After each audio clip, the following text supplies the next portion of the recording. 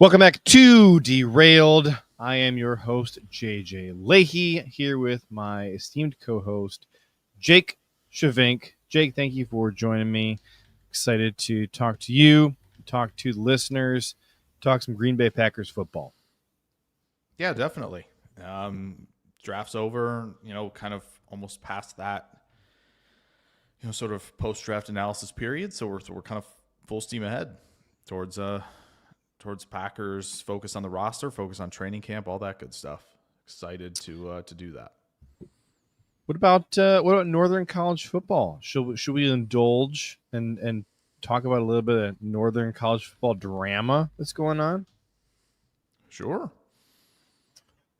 I just find it amusing that Michigan is selectively suspending their head coach for weeks 3 and 4. Just randomly, just 3 and 4, because Oklahoma is week 2. Oh, yeah. It's when they play Fresno and West South Dakota, would be my guess. West South Dakota. Yeah, week 3 I think is CMU. Week 4 is Nebraska. Dude, Husker fans. Husker fans, be offended. All right, Michigan is blatantly saying, "Look, listen, Oklahoma.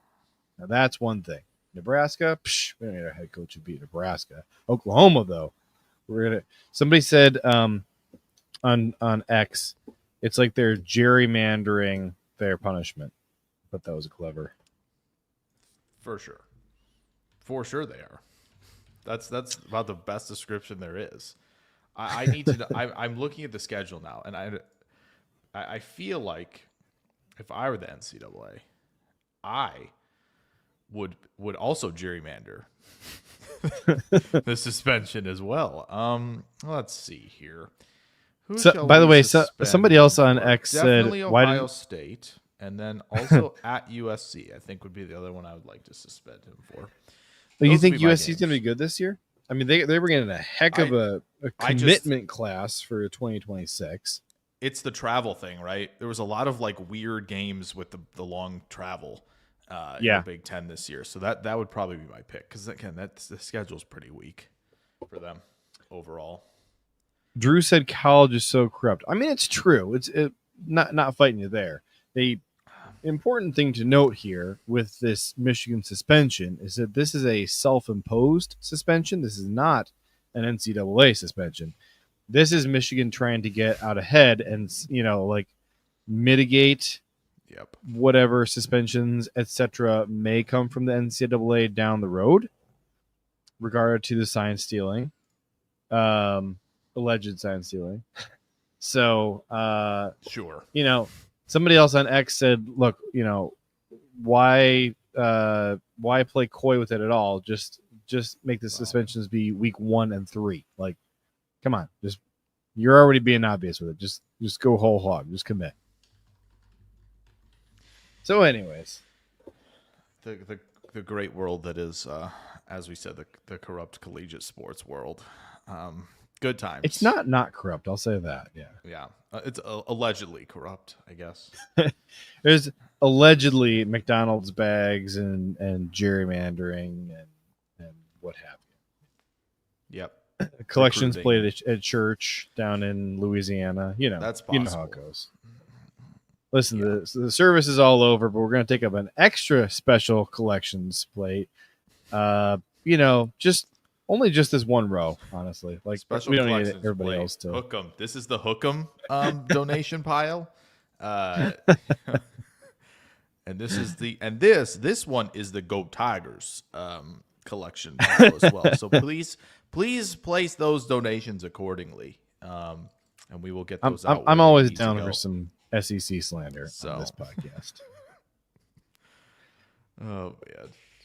So among the other various things that we want to hit on today, we did last week commit to doing a way too early 53-man projection, and I got a question or a suggestion from Drew D, who said, "Can we just do it live on the show today instead of releasing it in the middle of the week?" And I said, I think Jake would like that more anyways.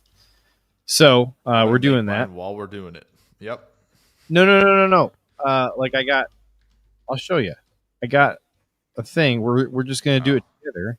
Oh. There's window. Where's my window? For my running backs, I traded for Travion. You Is trade that for fine? trade. Is that fine? That is that as allowed? fine as it gets. That's allowed? Yeah. Okay, cool. Yeah. That's Sick. you know what? We It's like off that. season. It's We the like off season. that. Yeah, I put together. We got our whole 53 here. I got all the guys who are currently on the roster in any capacity. So we'll drag and drop them in there. And I did color code. Like for example, all the UDFAs are purple. Which segue? Thank you for that nice segue, JJ. Let's talk about the UDFAs. I feel like we didn't have a chance to do that. Yes. Very true. Last week. I mean, frankly, there were a couple of draft picks we didn't talk about last week that I kind of wanted to hit on, like John Williams. Yeah, one thing that I think because is May the interesting- 4th was a couple days ago. It's a great I time know, for but it. you know what? Me and my daughter have been listening to Star Wars music like all week. She's That's 2, what I'm and she talking gets about. on kicks where she's like really obsessed with something. Right now, she's all about the Star Wars music. So she wanted to do a dance party after dinner. So she got her Tigger costume on, and then we did a dance party where we only danced to Star Wars songs. So yeah, we're celebrating May the 4th in full force over here, and so in honor of that, I think we do need to start with Mr. John Williams. Something I thought interesting about John Williams was that he was announced by the Packers as a guard, and I couldn't, off the top of my head, think of anybody since Elton Jenkins that they have announced as a guard when they drafted him. The other offensive lineman, I think, Josh Myers was announced as a center. I think everybody else has either been announced as a tackle or as an offensive lineman. I was going to say, was it just O-line? Yeah. But John Williams, who played tackle at Cincinnati, was specifically introduced as a guard. And I think that could be maybe a natural fit for him. Jake, I'm curious your thoughts on that, though. I'd like to see him go through the preseason and training camp as a tackle, kind of. I would like to see it. And maybe, again, this is just, oh, man, the Packers got another 7th-round lineman. Maybe we could turn him into a Rasheed Walker type of thing, which is, the percentages would tell you no. But the difference with Rasheed Walker, though, I never had any of our other 7th-round offensive linemen as a round 2 or round 3 That's fair. prospect. All right. Well, there you go. Should I have had Rasheed Walker ranked that highly? Probably not. But did it age nicely? Yes, it did. And that's why I'm never going to stop bringing it up. But I would rather see it. I know there's maybe a little bit of a kind of a flexibility, stiffness issue, but I think, like, from a technical standpoint, I think he's a little bit better with his hands than Belton is at the moment. Belton seems to get into some bad bear hug tendencies, which I've delightfully illustrated for the folks over on the YouTube channel.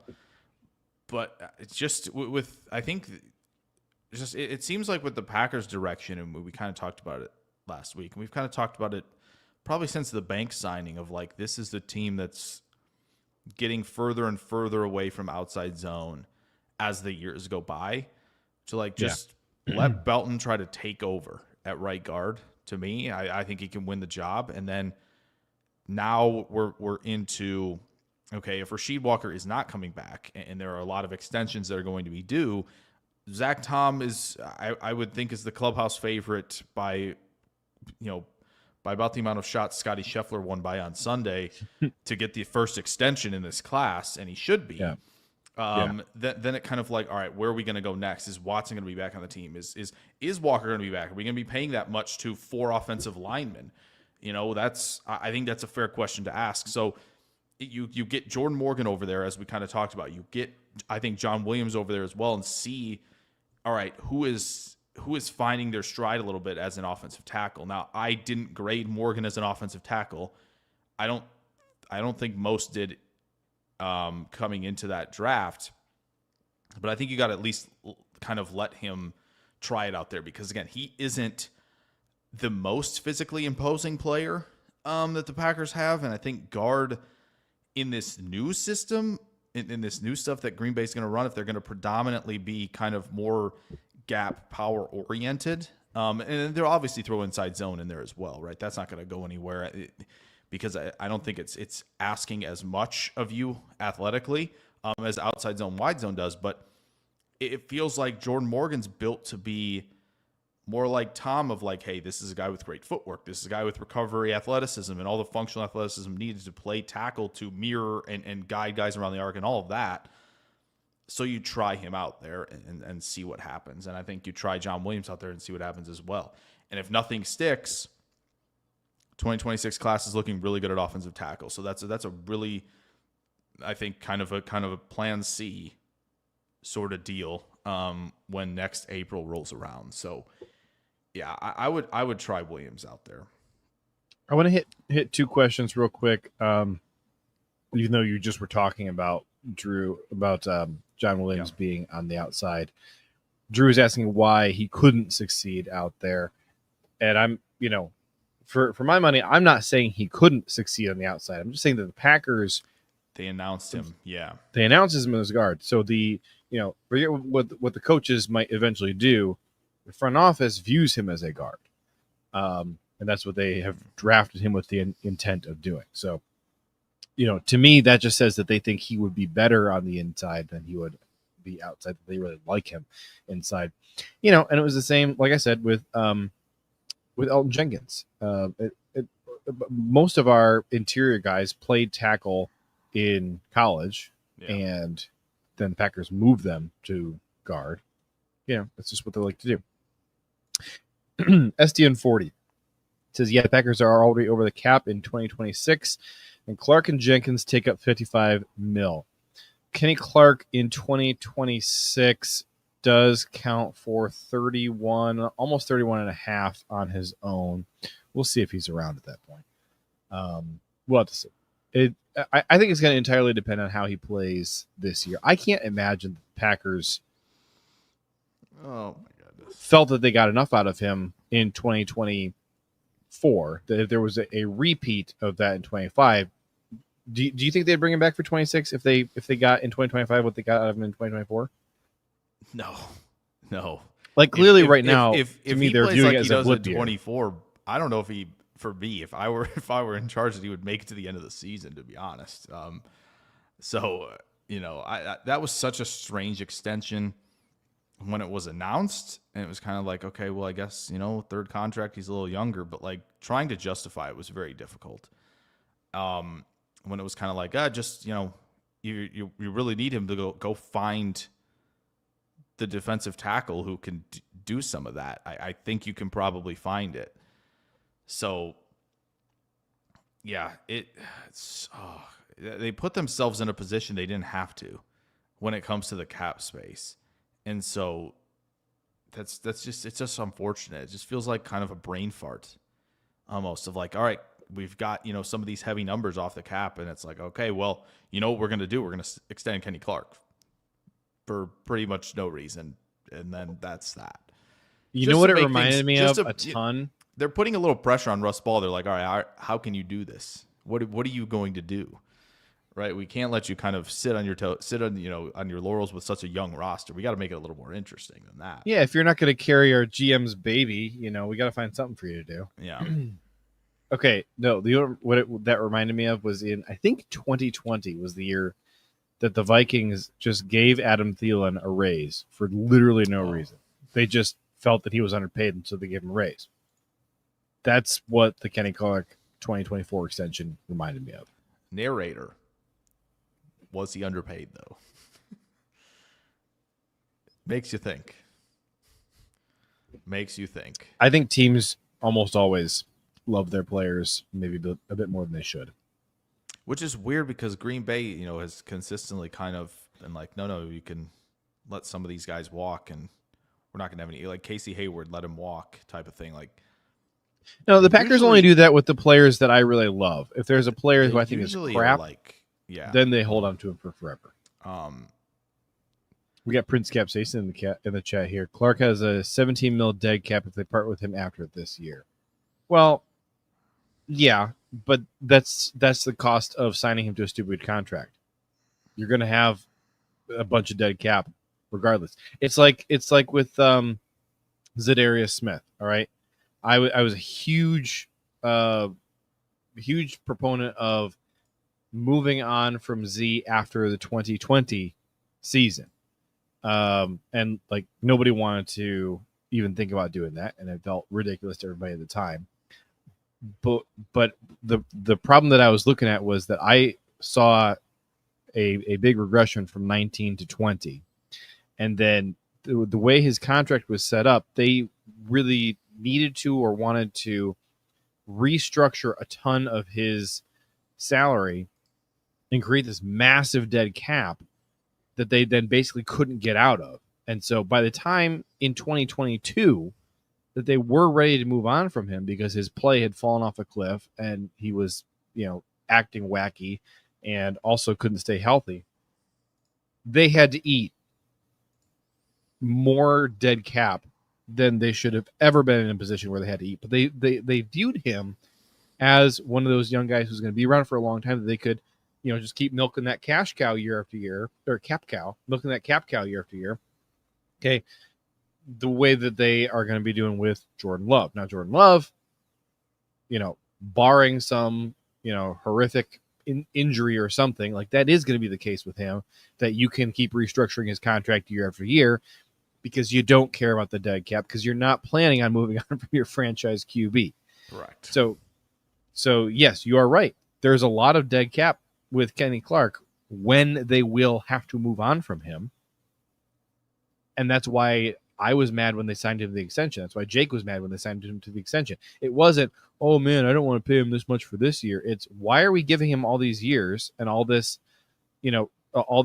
signing bonus today that is going to hit us in the future when we're not even really sure right now that we want him back next year. So that was, I think sometimes like fans see people like us reacting to a signing like that, and they're like, man, why do you hate the guy so much? Like, you're that mad that we have him on the team for this, amount of money this year. It's like, no.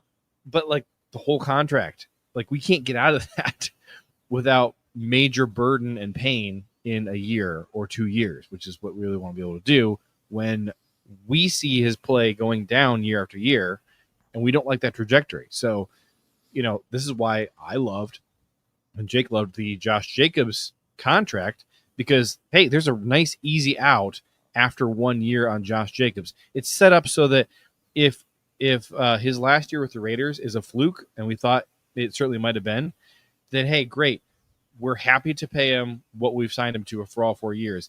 And if it is not a fluke and he's just washed, then we can get out after a year. See ya. Thanks for the effort. So there you go. You got a rant pretty early out from me in this stream. Yeah, 11 mil roster bonus due in 2026. So as likely as last that's a year. Big number. Yeah, that ain't happening. It is steep. Unless he plays like Aaron Donald, we're not doing that. Refuse to do that. Even if he plays as good as like Christian Wilkins, I still that's a lot. And like everybody wants to point to the fact that he is still pretty darn young. He's 30 years old right now. And it was the first year in a new scheme. So like, I'm not saying I agree, but I can certainly squint and tilt my head and understand why the Packers are giving him another year in 2025. Sure. I understand it. There is a path to a rebound year for him. Now, the big problem for me is I didn't think he played well in 2023 either. He had like 5 sacks, and everybody got really excited about that. And they're like, how can you not appreciate what he's doing? He got 5 sacks this year. Okay. That's 5 plays out of the 950 they played all year where he made a big splash play. I didn't like the other 945 snaps that he played on the season. That's my problem in 2023. So you can be excited about the 5 sacks all you want. It's less than 1% of the time he's out there on the field, and I'm sitting there watching him take plays off, seeing that, hey, the ball is still in the quarterback's hands, and Kenny has his hands on his hips, and he's sucking wind, and there's other guys still fighting to get to the quarterback. You like to crap on Rashawn Gary all you want to, but he's still out there, battling with the right tackle, and Kenny Clark is just, looking off into the stands. All right. That's why I got annoyed in 2023. Yeah, the sacks thing is a really dangerous thing because I know people love to look at it. But that's why I think, Brandon Thorne does a really nice job of contextualizing a lot of that sack production on his Substack of like, hey, this is a high quality sack, or B, this is a coverage sack, or B, like this is an unblocked player or stunt that leads to a sack, right? Like there are more valuable sacks than others, which is why pressures has come about. And I know some people hate that, but like pressures are affecting what's going on in the pocket. Mm-hmm. A sack could have, again, a sack via a stunt. All that tells me is good athlete playing football out there, right? Can turn the corner, can be flexible and do all that while other guys taking care of the, probably both offensive linemen on the play. So that's the one thing that can get, kind of blown out of proportion is like, oh, he had, a bunch of sacks, and then, with certain draft prospects on the edge and a defensive tackle, like you watch some of even the pressures. And that's why I think like high quality pressures are going to be a thing eventually here where, you got guys that are unblocked getting pressures and sacks. And it's, that's why it's like so important to contextualize all of it. Like who's doing high quality work to affect the QB and get home, at the same time. So I think that's like a massive part of this whole thing. And yeah, it was weird when they did it. It was like, okay, maybe they could go defensive tackle, and then they get to a very deep defensive tackle class, and they wait till round 7 or 6. And it was a little disappointing in that regard because I think, had some chances to go find a guy that felt like could be. Ty Robinson was right there. Ty Robinson. And this is not to crap to on find out what the Eagles are getting tomorrow. Over on my thing, you'll find out what the Eagles are getting from him. CJ West, if you really wanted a nose tackle, like there were certainly options out there. And again, yeah, I know you're saying this isn't crapping on UDFAs. It was just kind of like, it's also not crapping on the players that we drafted instead of Ty Robinson. I think he went right after Baron Sorrell, right? So there's 4 players from our class. I'm not saying I'm mad that we have any of those 4 players. No. I'm just saying, there were a lot of defensive tackles in this class that we did really like, So I think you and I were both a little bit disappointed, as was, the majority of the Packers fan base, that we waited until the 6th or 7th round to take Warren Brinson. Yeah, I think I think it's more just, again, and it's a small part of the overall strategy there. I don't have any problem with what happened on the first 2 days of like, okay, yeah, we know we're gonna need reinforcements along the offensive line. We're being proactive, whereas other teams wait till it's a massive problem and then they go try to fix it. Mm-hmm. So massive kudos to Goody in that regard. Massive kudos to saying, okay, we need to reload the receiver room because we may do this every couple of years of like just bring in the new contracts, which is totally fine. I just don't like the process at defensive tackle.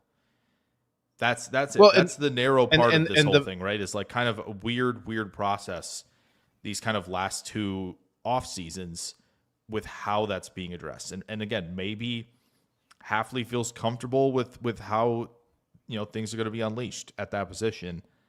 Just seems like a strange, again, from the outside looking at, we don't have the answers right now. And maybe the answers are going to show themselves in the fall to be, make this conversation look silly, but it just like the overarching plan at a position where I feel like affects the quarterback so much and the line of scrimmage so much, just feels like it was a little light and it wasn't my favorite process from them. You mentioned like we don't have the answers. I think we have the answer. We just don't like it. The answer is that the Packers think that Kenny Clark is Aaron Donald. Like they still absolutely love him. And so they're looking at their defensive tackle group and they're saying, hey, Kenny Clark, Devontae Wyatt, like, okay, let's get some rotational guys around them. And hey, we let Slayton walk. let's see what we can, get out of Warren Brinson. Let's see what we can get out of, Nazir Stackhouse, and some of these future signings that we did earlier this year. Whatever, continue to cycle bodies through, but like we feel okay with it because we're in love with Kenny Clark, and we think that he and Devontae Wyatt are enough. And I think that if I had to guess, part of the Kenny Clark thing is sort of like when we had Dean Lowry here for forever, and like the fans couldn't stand Dean Lowry because he wasn't very athletic, and you watched him get beat kind of frequently, but the coaches loved him because he was very smart. They really could rely on him to do exactly what they told him to every single snap, and they didn't have to worry about him being out of position. And so like the scheme could handle a lot in their eyes because he was doing what he was told.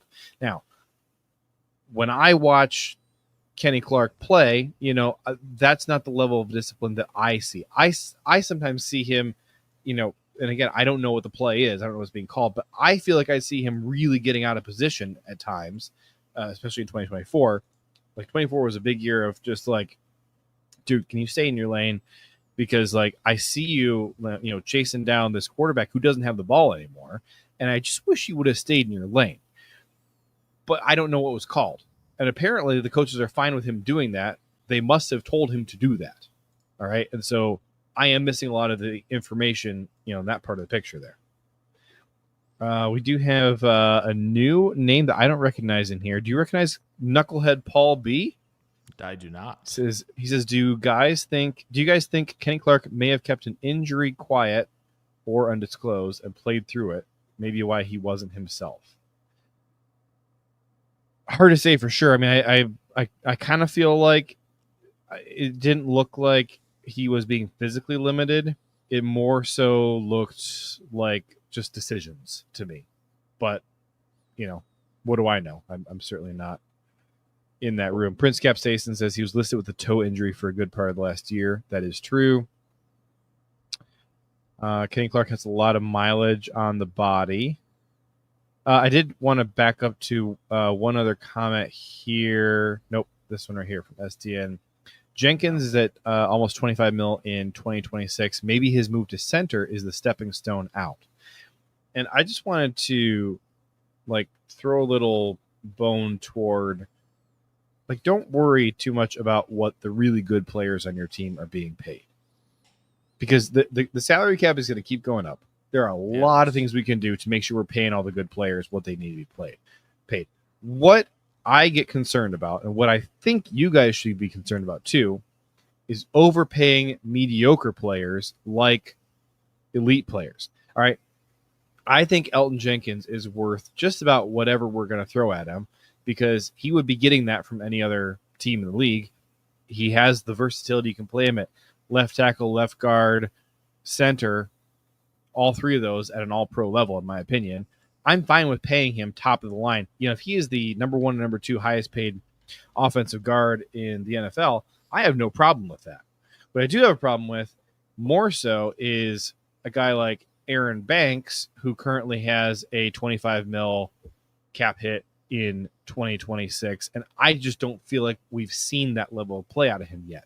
And I'm hoping he lives up to that here in 2025, so that a year from now we're going, Aaron Banks, dude, we would not be able to survive without Banks. Heck yeah, pay him what he's worth. Because that's how I feel about Zach Tom. That's how I feel about Elton Jenkins. I don't care what they cost. Pay him what they're worth. I want him in the building. Aaron Banks, to me, I just have not seen, 25 mil a year production out of him to this point. And that's not me trying to crap on him. That's just saying, I'm just putting him out there as an example of those are the types of contracts that do give me heartburn. Whereas an Elton Jenkins contract, I'm not there yet. There's absolutely nothing, raising my heart rate about paying Elton Jenkins. He's not old. He's not worn out. He's had a couple of injuries, but it doesn't seem like it's impacting him long term to where I have durability concerns or anything. And he has the versatility that we can move him around to different positions and patch holes where needed. pay Elton whatever you need to keep him around. I have no problem with that. And I don't think that we should be, too concerned about paying David McKinney. I'm not really nervous about paying Rashawn Gary, Zach Tom.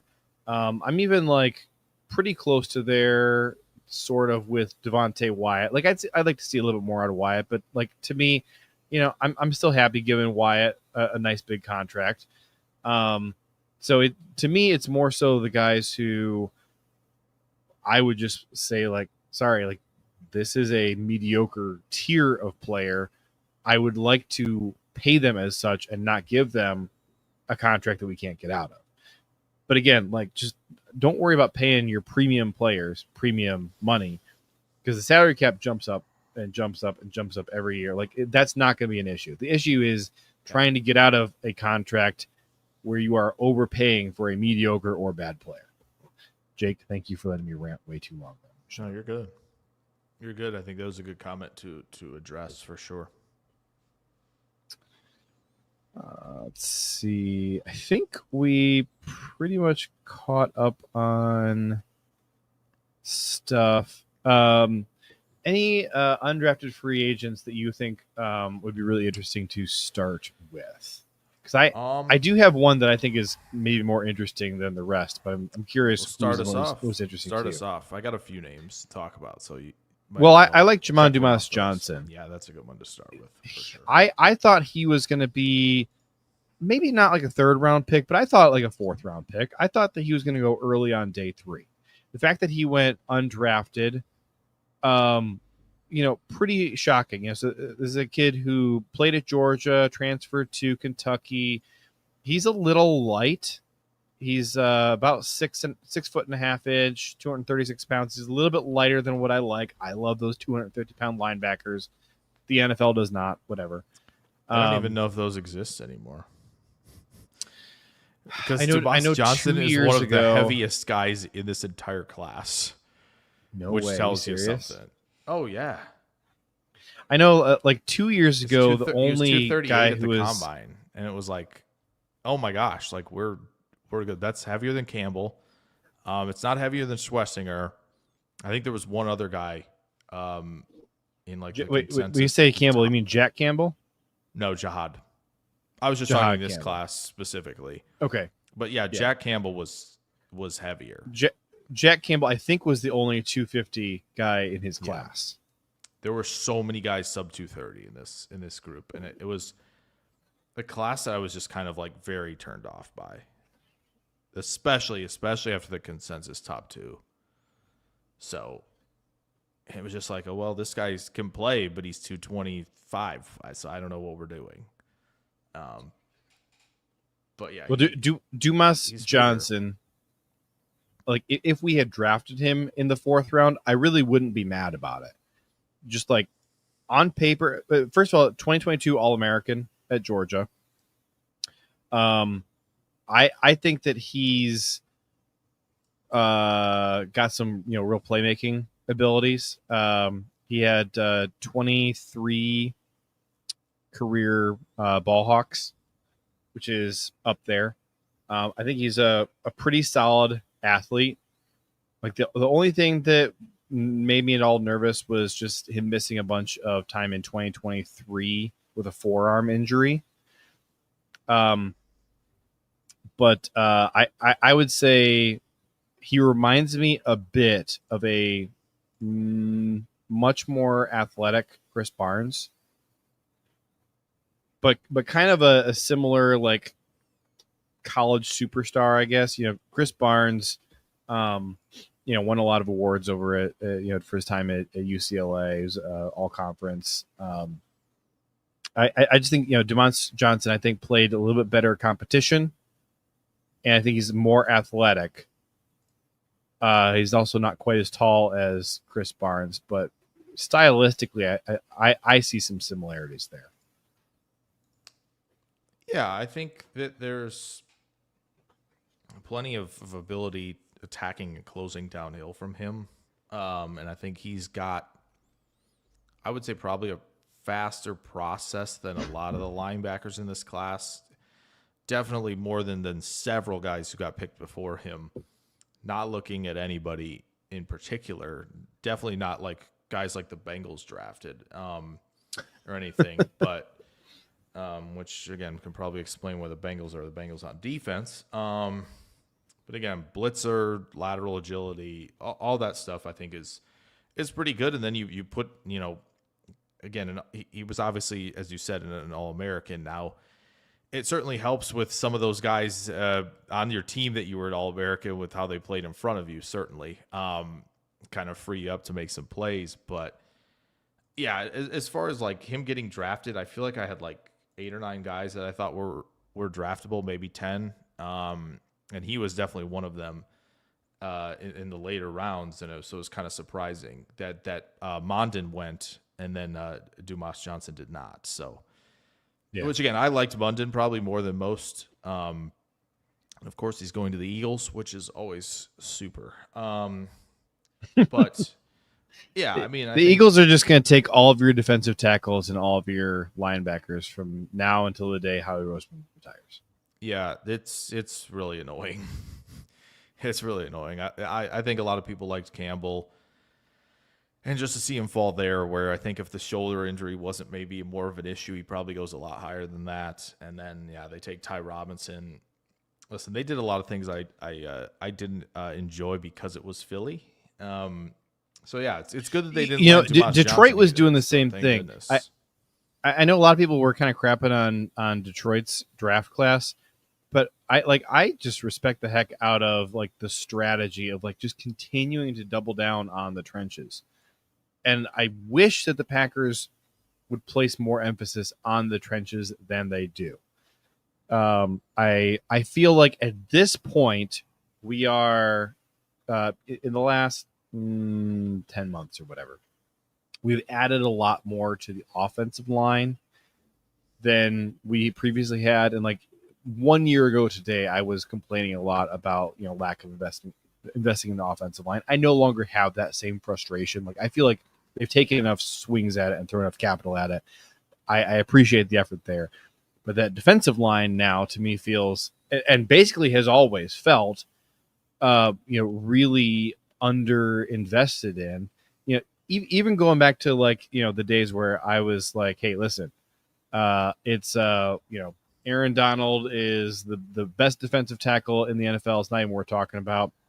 But then after that, it's like Chris Jones 1A, Kenny Clark 1B.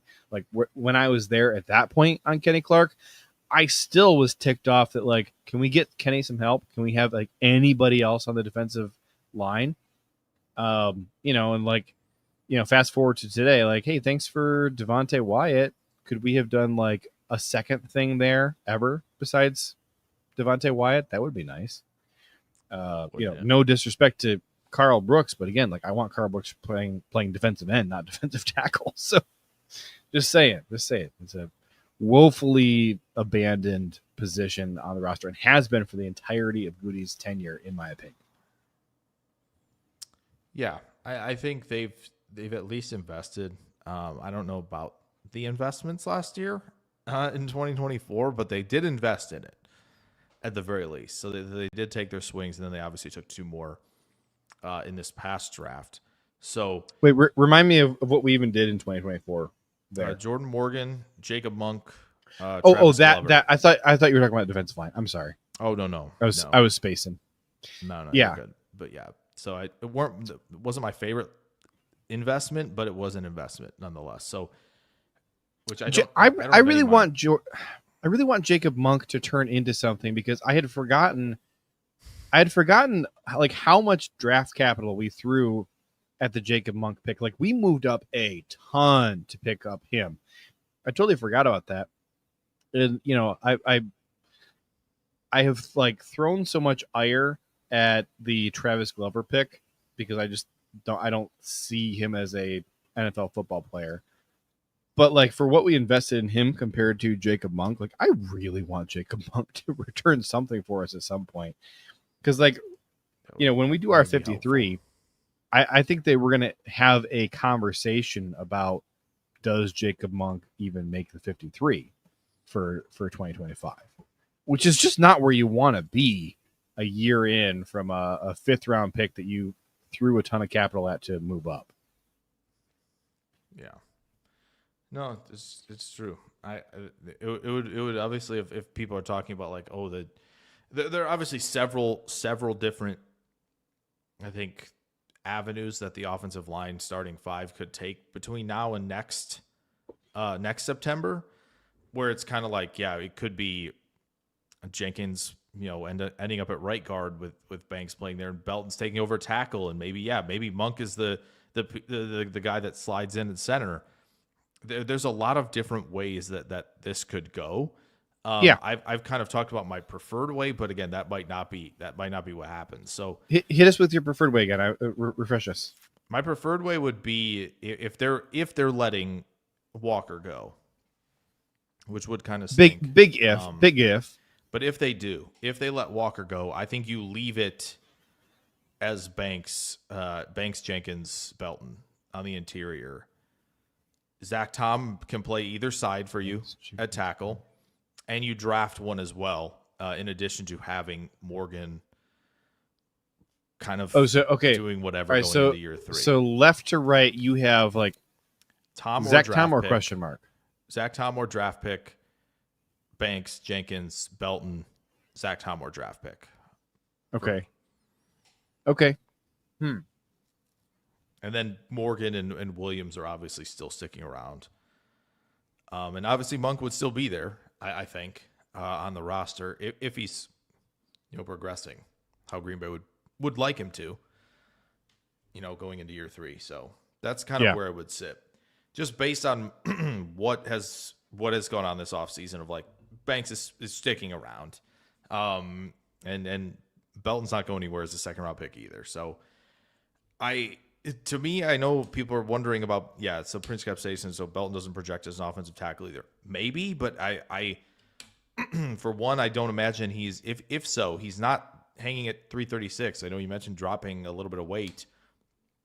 Even in the 320s, I feel like kind of be more comfortable, getting vertical in the run game of building like this interior that can push you around, rather than just like having him at tackle, and then you have 2 guys who I think can push people around in the interior, and then you have like Jordan Morgan at right guard. That's weird.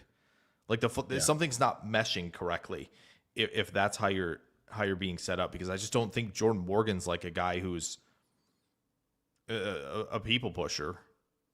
He is in terms of how he's going to play like on the interior.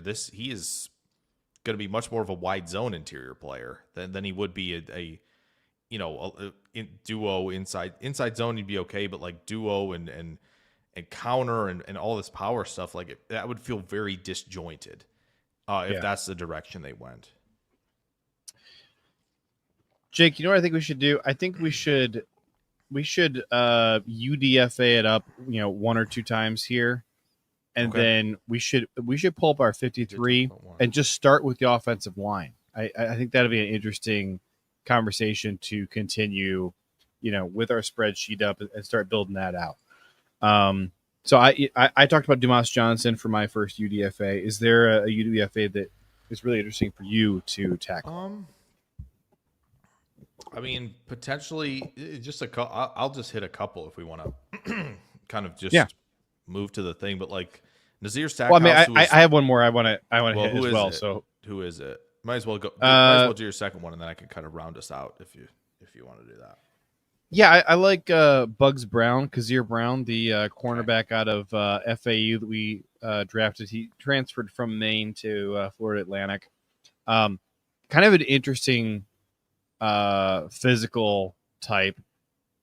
About 6'1", 223 pounds. I mean, he's a one of the heftiest cornerbacks in the NFL if he plays. Not a lot of cornerbacks, and he's fast too. At that speed, he's fast. I wonder if the Packers are going to ask him to lose weight. I don't know that I have an opinion on that per se. So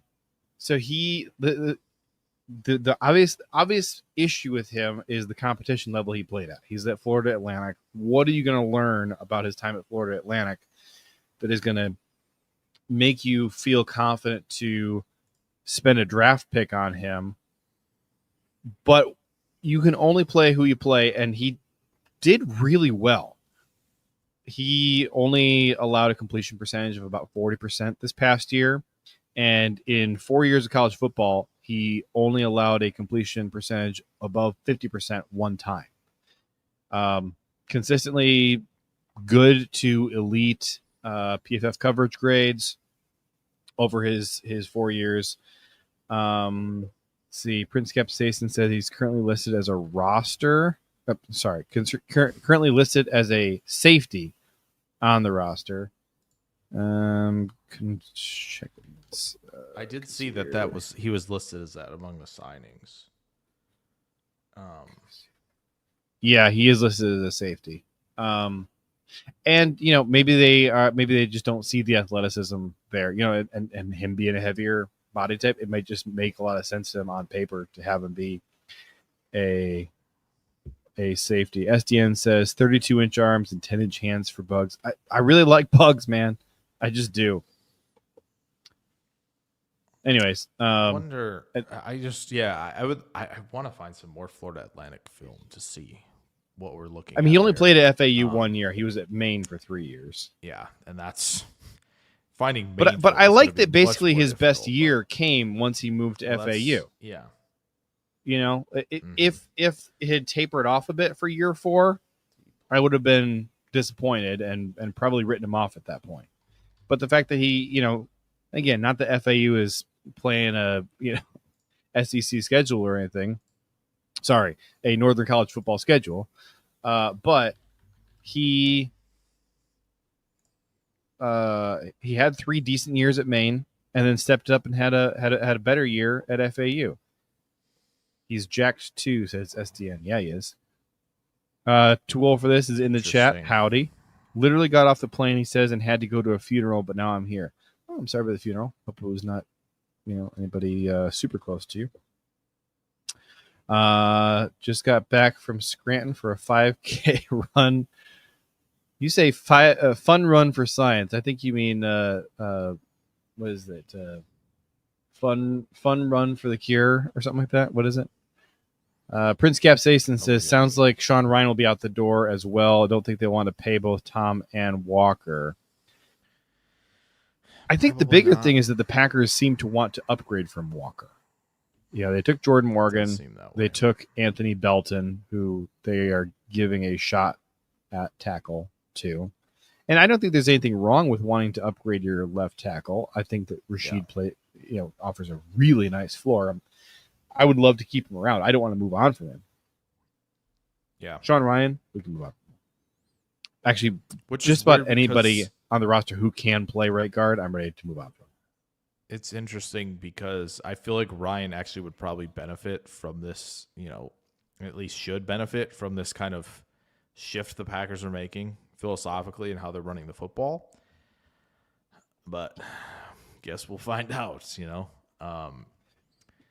that, and then again, if that is the plan, right, you could get really crazy here and go like Belton and Tom are taking the tackle spots.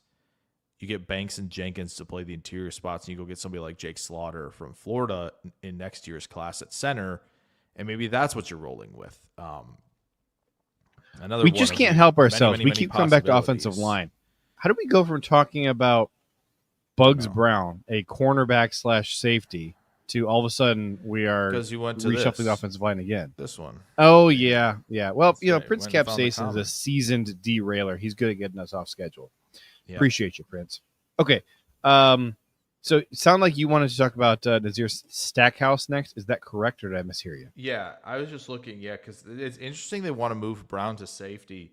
1,892 career snaps at corner.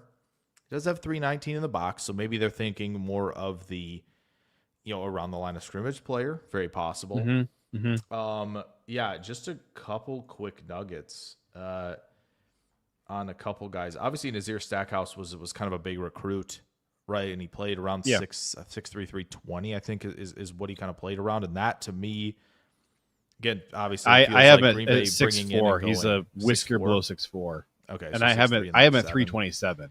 Okay, so he is built to maybe take over as the nose tackle spot. I know there was some of that thrown out for Warren Brinson as well. No problem with bringing in more Georgia guys to potentially, hold the point of attack. Like, he seems like the player where that was. I think both of these guys still are an his instant biggest upgrade strength. over John Ford. Both Warren Brinson and Nazir Stackhouse, instant upgrades over John Ford. So definitely, I'm happy with either or both. Yeah, and maybe the coaching can unlock a little bit more with Stackhouse, who it just didn't seem to click for him too much at Georgia. So that's, I think, definitely something worth examining once we get to camp for sure. And then Tyler Cooper they brought in, Tyler Cooper, really interesting. From Minnesota, another guy where I feel like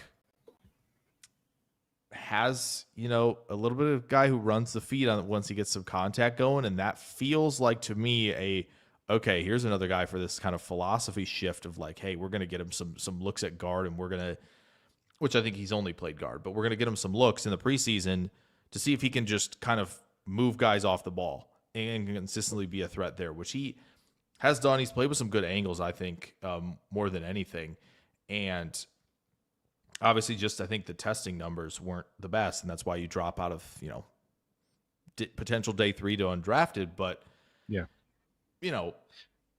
we'll see.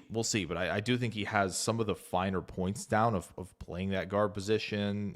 Leverage especially. You see him with a lot of times having the low hat when he's at contact. But yeah, definitely worth a look for them. Jonathan Baldwin. Cooper to me, I just want to throw out, he feels to me like the guard version of Jake Hansen. Pretty seasoned guy with no real versatility. He basically has only played guard. Yeah. No real tackle experience to speak of, didn't play center. And despite the decent athleticism and the experience, he played a lot of snaps. He's a bit on the small side, like Jake Hansen. Cooper's only about 301 pounds. I would for a 6'5" guy, that's a little light in my opinion. Yeah, So that'll be the kind of a question mark as well of like, hey, if he's too light and he's going to stick at that weight, maybe he isn't part of what we want to do, or we're just wrong on the philosophy and we've taken Belton to be a tackle as a big dude, and maybe that's the plan. But it seems like it could be kind of a Mekhi Becton situation to me. Elaborate on what you mean by a Mekhi Becton situation, just because he's had like such a varied career. Not a good tackle. Curious what your point. Not a good tackle. Big dude at guard who can move people around. Okay. Right, and that's Philly unlocked that, and I think the Chargers are going to only build on that for him down there. If he had gone to a place where I didn't trust the staff, it kind of would be like, okay, maybe it's a flash in the pan with Philly, who's got great coaching, but I do feel like the Chargers are another team that has good enough coaching where they've worked with Slater to get him to, I think, another level. Joe Alt came out swinging as a top pick in 2024. It feels like they're in a really good position to be like, yeah, okay, they know offense. We can get you to where we want you to go. And yeah, I mean, because obviously Ortiz coming over from Baltimore, they've done a lot of this. They got a pretty good run out of Falele so far as kind of a tackle to guard convert from Minnesota. So like, I think Ortiz, has seen a lot of the types that we can make this work with. And so it doesn't shock me that the Chargers were ones to do that. So that could be the situation with Belton, where they come in and he goes, yeah, this is going to be such an asset in terms of like how he's going to play at right guard. Because it would be weird to see him on the bench in year 1. I think is another important point of all of this, of like, this is a second round pick. Like, I get it. There are a lot of times in a lot of organizations where second round picks don't start. I don't know. It's hard to go back and remember, I'm trying to think now, going back very quickly of like who didn't start pretty quickly for Green Bay, maybe A.J. Dillon didn't have to. Josh Myers was a second round pick. He came in immediately because they needed him to. 2022. Dillon is probably the best example, although I would also maybe highlight whatever the heck our Georgia safety second round pick last year. Ever Yeah, since guess I learned he about did not Jahad start. Campbell, I cannot remember. I always think Javon Baker and Jahad Campbell. What the heck is our guy's actual name? Javon Bullard. Young Javon Bull. Bullard. Thank you. Young Bull. I don't Yes. know why I can never remember his I name. think I don't that's have this problem. I think him and Dylan in the last 5 years, right? It's Yeah. 22. They moved up for Watson. Excuse me. And then 23 was, goodness sakes. 23 we Where am went Van Ness in the first round. Oh, Musgrave and then Musgrave Reed. and then Kraft. Reed. Oh, Reed, yeah. So Musgrave like, and Reed, yeah. and So- Musgrave got on the field very quickly. He did, yeah. He With did. a lot of what they wanted to do. His So only issue was injuries. Yeah. right, and so like they seem to be again pushing these guys to the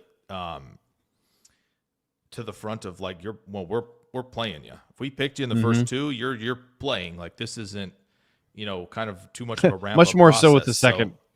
They're more likely to play their second round pick than they are the first. Yes, 100%. So like I feel like this is the guy of like you're going to go play, and barring injury, what else is open? Also, is the other thing of like, oh, are they going to actually really move him to right guard?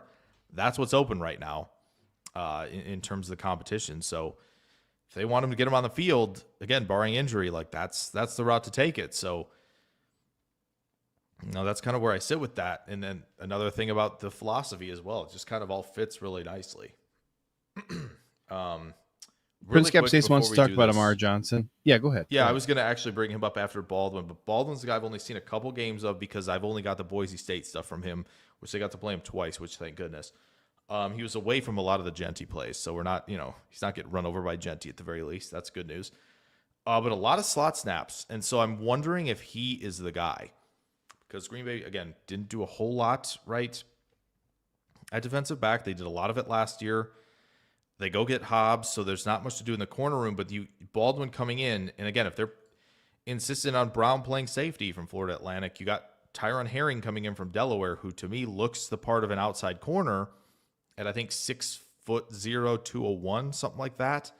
Mm-hmm. To me, this feels like maybe Baldwin's the guy to push Bullard a little bit. So that's, I think, definitely something worth monitoring. Again, maybe not the twitchiest, right, in relative to Bullard, but the guy can play physical, and he's not afraid to fit the run, and that's the kind of stuff you're going to probably ask from your nickel. So wouldn't shock me if he's maybe, giving Bullard a little push, and I think a push that he needs to have entering year two, which I think is a big one for him. And Baldwin, he was more of a traditional safety before 2024, but I thought that 2024 was maybe his best year. Again, he played 650 some odd snaps in the slot his final year in school and allowed, I think, just under 40% completion on targets in 2024. It seems like a good fit for him, and he is a ball hawk. He's always getting his hands on the ball. He had 29 passes defensed and low 40s career ball hawks. Yeah, very very productive player. So I agree. This is a interesting shot to make the roster and actually get real playing time this year at a position where we don't have real obvious guys to step in. Yeah. I know Amar Johnson got mentioned here in the comments as well. Would like to point out with Amar Johnson, in 2023, 12 kick returns for 284 yards. Long of 51, average of just under 24. So maybe, again, something to watch from him in that department as well. Obviously, of course, had 1,300 yards and or 1,230 yards and 14 touchdowns this past year as a running back, which is great. 3.8 yards after contact per attempt, almost 50 missed tackles. So, and again, not a bad game in its own right against really the only kind of step up team he played against in Oklahoma State, where he carried it 9 times for 73. So it's at least worth noting for him as well as a rusher. But it feels like with the room Green Bay's got, feels like maybe kick returns is where he could provide maybe more instant value. What's funny on his thing with the weekly grades is if you look at them, I don't know if you have them pulled up, but the weekly grades for him, they're week 3, there's not an opponent listed, which I think is funny. Of like, okay, so who the heck are they playing? That's way off the reservation. It looks like it's Augustana, the South Dakota Augustana, because there are many. Very weird. Even And PFF doesn't have your name on there. That's a small school. Yeah, it is. Yeah, Amar, I didn't like his college production. Didn't have a lot of touchdowns in his career. Was not a big threat in the passing game, which I liked Definitely even less. not. Yeah. There's kind of, and of course he's tiny. He's 5'9.5", 205 pounds. Kind of the only thing that I really saw to like in him is the speed. He's blazing fast. You know, obviously, if you're a Packer fan, you're looking at him through that lens. It's hard not to make some Aaron Jones comparisons. I don't know that I see that, path to success for Amar. I think that Aaron Jones kind of had some more tools to work with coming in than what Amar does. I did not put Amar on like my list of the UDFAs I was, saw any real potential in as a running back. But the one question for me would be, and I don't have his grades in front of me.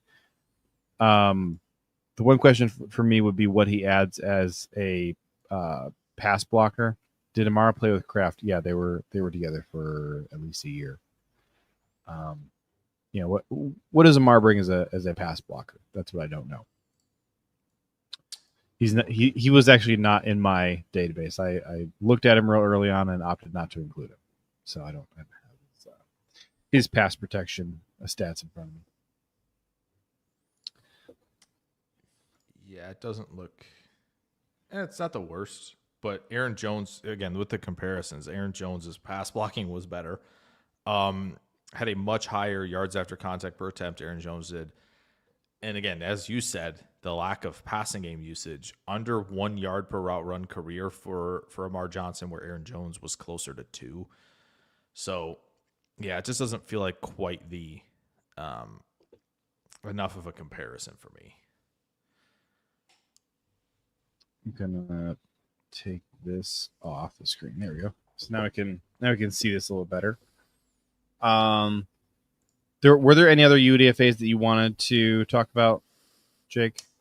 No, I haven't gotten anything about on Banks from Rice or Lippy from Northern Illinois. Those are two I really want to find some more stuff on and take a deeper dive on, because those guys I haven't seen any of, even in passing, where I was like, yeah, I can go back to this game and I know they're playing in this one, so I can look. So yeah, those are guys maybe I'll have a little bit of a something on next week if we have time, which we probably will. Banks. The thing that kind of scared me away from Banks a little bit. Info, but yeah, would be the short shuttle 495. Just not exciting to me at all. And maybe it was just a bad day of testing. Could be. Who knows? But he played at Rice. Played primarily right tackle, a little bit of left guard. He did start one game 3 years ago at left tackle. He's kind of like a Luke Tenuta type, where he's like got the build going for him in terms of just 6'7". Again, super light. He's 306 pounds. I just didn't really see anything with Brandt. And then Lippy, another super light guy. I guess this is just where Goody's attention is right now. 6'5", 302 pounds. From everything I've heard of Lippy, he was much more highly thought of than Banks, or than Brandt. I think his last name Brent Banks is his name. Brandt. Yeah. Banks. Yeah. Yep. The fact that we have another Banks offensive lineman on the roster keeps throwing me every time I say his name.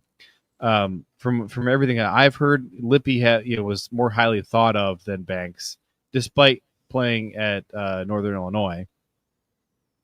And he seems more like a untapped potential kind of guy. Where he maybe could really benefit from some better coaching. I don't think he's a fantastic athlete, but being at Northern Illinois, I would think, and he grew up in Milwaukee. He went to Whitefish Bay High School. I would think the Packers have a decent amount of familiarity with him. Possible, yeah. So, anyways, low athleticism kind of guy, but whatever. Could be interesting to see what we can get out of him this summer in training camp. Lippy.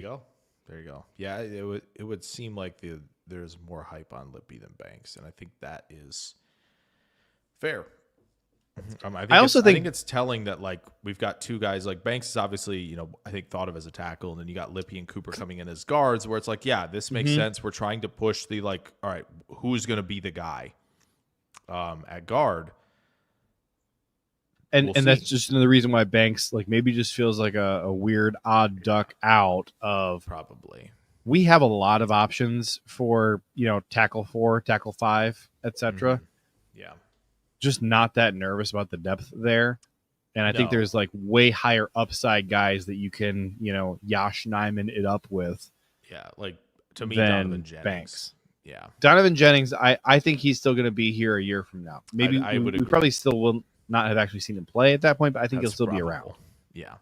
And again, if they're moving Jordan Morgan to tackle, if that's really what's going to happen, and Belton's moving to guard, then again, you have still some looks, and obviously still Belton has tackle experience. So there does feel like, at least for now, Banks is probably going to be able to be stashed on the practice squad because of the frame. Right, and maybe for Lippy, you get him, add some mass if he can. That isn't detrimental to the play, and maybe you get him up to around 315, closer to 320, and you like the results, and maybe that's the path for him. Let's do. What the whole? There we go. Let's just start before we build out the 53.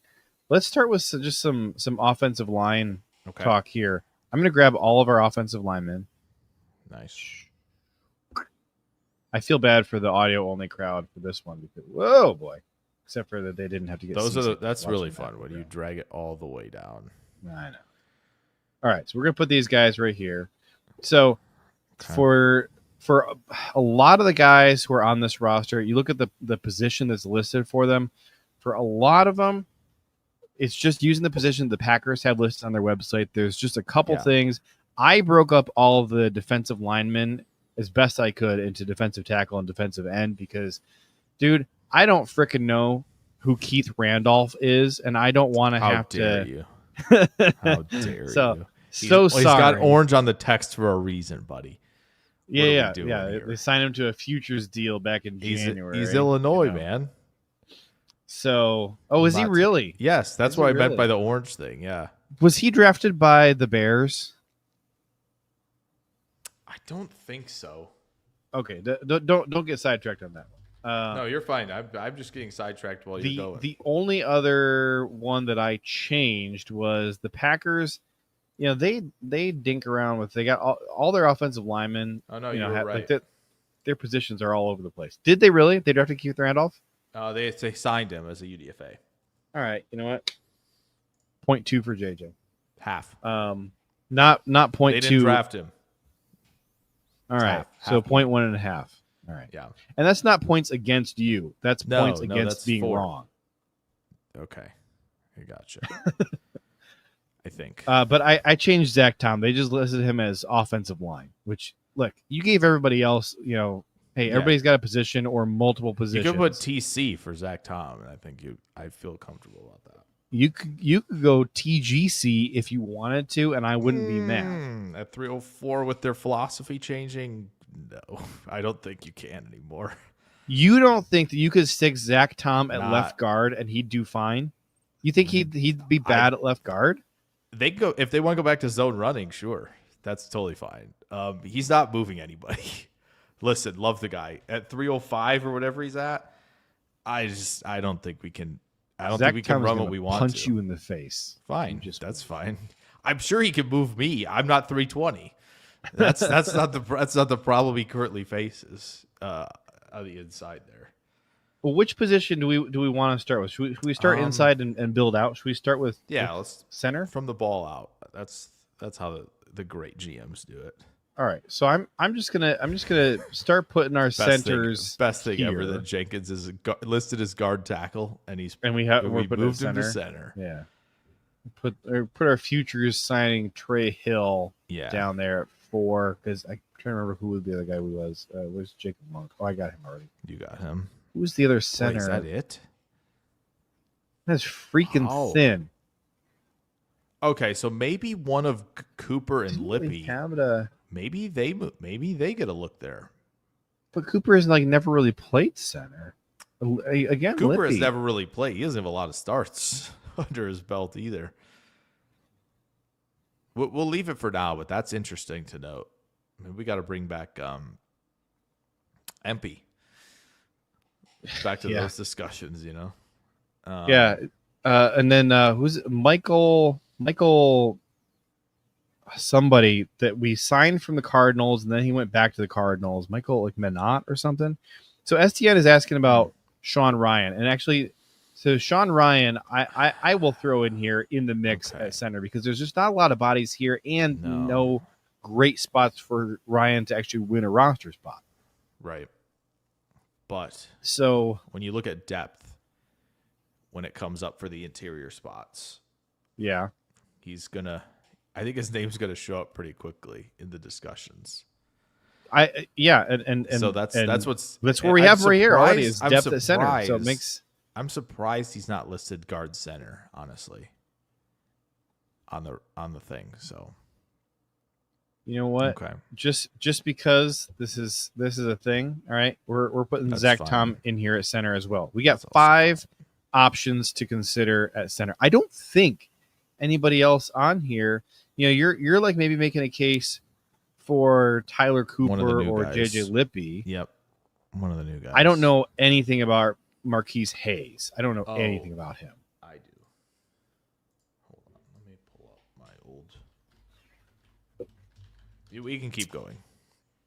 All right. I think guard is a while back from Oklahoma. I think guard is years. Is interesting because and where did he play at Oklahoma? Guard. Was he a left or right guard? Left. But I think he got both. He got looks at both in Mobile. Of course. So I think as we build this out, I think we're going to find we have a ton of guys who we would feel okay with sticking at left guard and nobody that we feel okay with putting at right guard. We just don't have right guards on the roster, frankly. Building out at left guard, okay. You know, Elton Jenkins, I like at left guard still. Aaron Banks, we presume, is the starter. To me, John Williams is more of a left guard type than a right guard. Do you have an opinion on that? Elton John Williams? John Williams. Probably if you're gonna kick him inside there. I want to list Zach Tom as left guard option, but we know he's not gonna. There's 3 places he would play before he gets to left guard. So we'll say that's not really it. Tyler Cooper did a lot of back and forth in 23 from left guard and right guard. Yeah. All right, so we'll list him. We'll list him at both. And funny enough, his best year as a pass blocker. That's interesting. At left guard, flipping back and forth. Oh, he legitimately it's not even. That's interesting. It's not even that's not something you see. Well, no, Like, flipping yeah, is supposed to be horrible for. and these it's not guys. even like game two. It's within the games, right? We're playing Michigan. He's got 33 snaps at left guard, 24 at right guard. We're playing Iowa the next week, 35 apiece. We're playing Ohio State. He's got 22 and 26. And the Purdue and Iowa State games, he is listed as a right guard, so he started at right guard in those two games. Not remotely Very surprising interesting. that Goody is interested in him. Yeah, no. Especially after that. That is a lot of back and forth. Now it's got me. Now I'm interested to go back in 2023. Because I know I have the Ohio State game. I know I have the Michigan game. Put that on the books. Okay. So looking to see, all right, Zach Tom, like obviously put him there. Sheed. But then I would put Zach Tom like no lower than the third option at left tackle. For sure.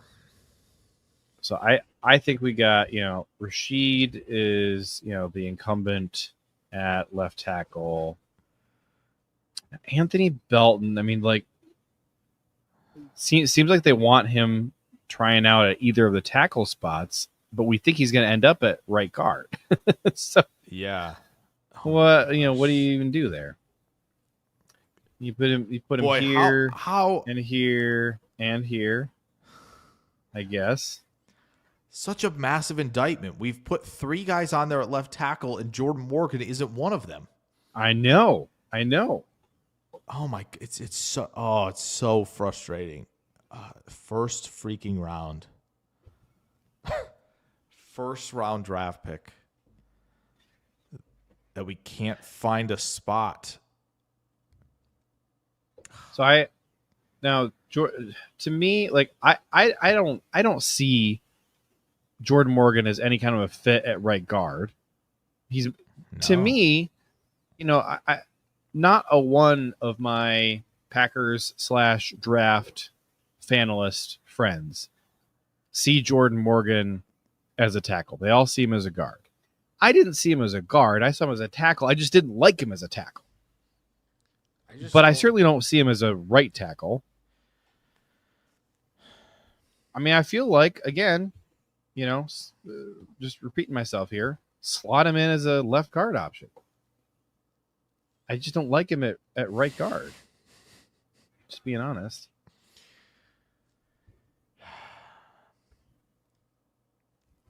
I mean, what else is there to say, really, for him? And again, we just don't know. We don't know, and it's like I just don't know if he fits playing right guard anymore. If they're going to be this team, but he never did. That's the thing. I have no problem if they're going to be him. I have no problem if they're going to be if they're going to be super zone heavy, having him at right guard. I have no problem with that. But if this philosophy shift is even going to be more present this year, I don't see it anymore. I struggle to see the vision now. You know what I think the Packers should do with him? It's way easier. It would be great if they could swap him for Pooney straight up right now, because I think that would solve a lot of problems. And I think Morgan goes to an offense that fits trade him a lot better.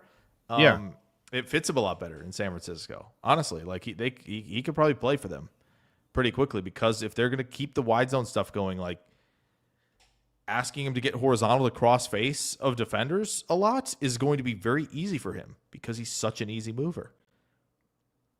Getting downhill and down blocks and duo blocks and all of this stuff, I don't know, man. I don't know. I just don't know how they get anything out of Jordan Morgan. The highest we have listed anywhere is as the third option at right guard. Hey, Chris. Nice to have you join. Thank you, Chris. You know who I miss? We haven't had Tyler Dershel in here in a minute. I've been sad about that. Not. So Donovan Jennings, let's talk about. I want you to give me your pitch for his first, second, and third best positions on this line.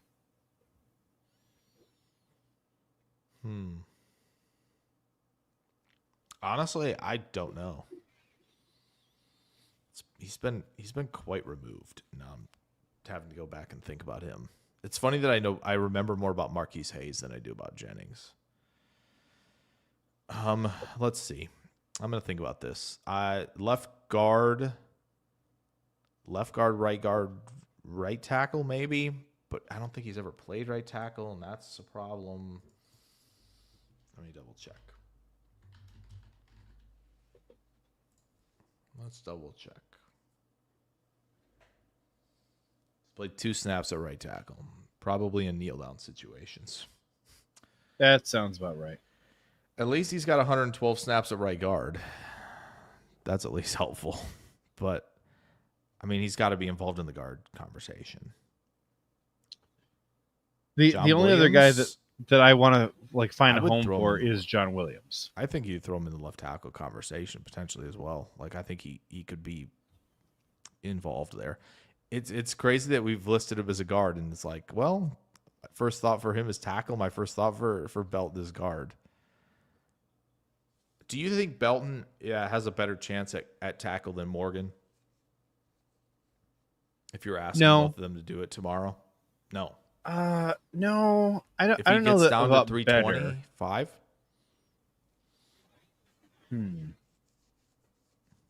They're just such different players. Like I think that the question is entirely dependent on which tackle spot you're asking about. I would rather see Jordan at left tackle than Belton. I'd rather see Belton at right tackle than Morgan. Okay. Does that make sense? I guess. Yeah. I guess so. Now, let me ask you this question. Who would you rather see at left guard? John Williams or Jordan Morgan? Probably Williams, based on what we know. I just realized I have John Williams in the left guard twice. That's the confidence level. Okay, Jordan Morgan or Tyler Cooper. This is a hater test. I'm trying to see if you're a hater. No, we're not. I can't put Cooper ahead of him. Okay, thank you. And I would probably John Williams is ahead of him as a 7th round pick. Holy cow! Just they're in a tough spot, folks. They're in a tough spot. The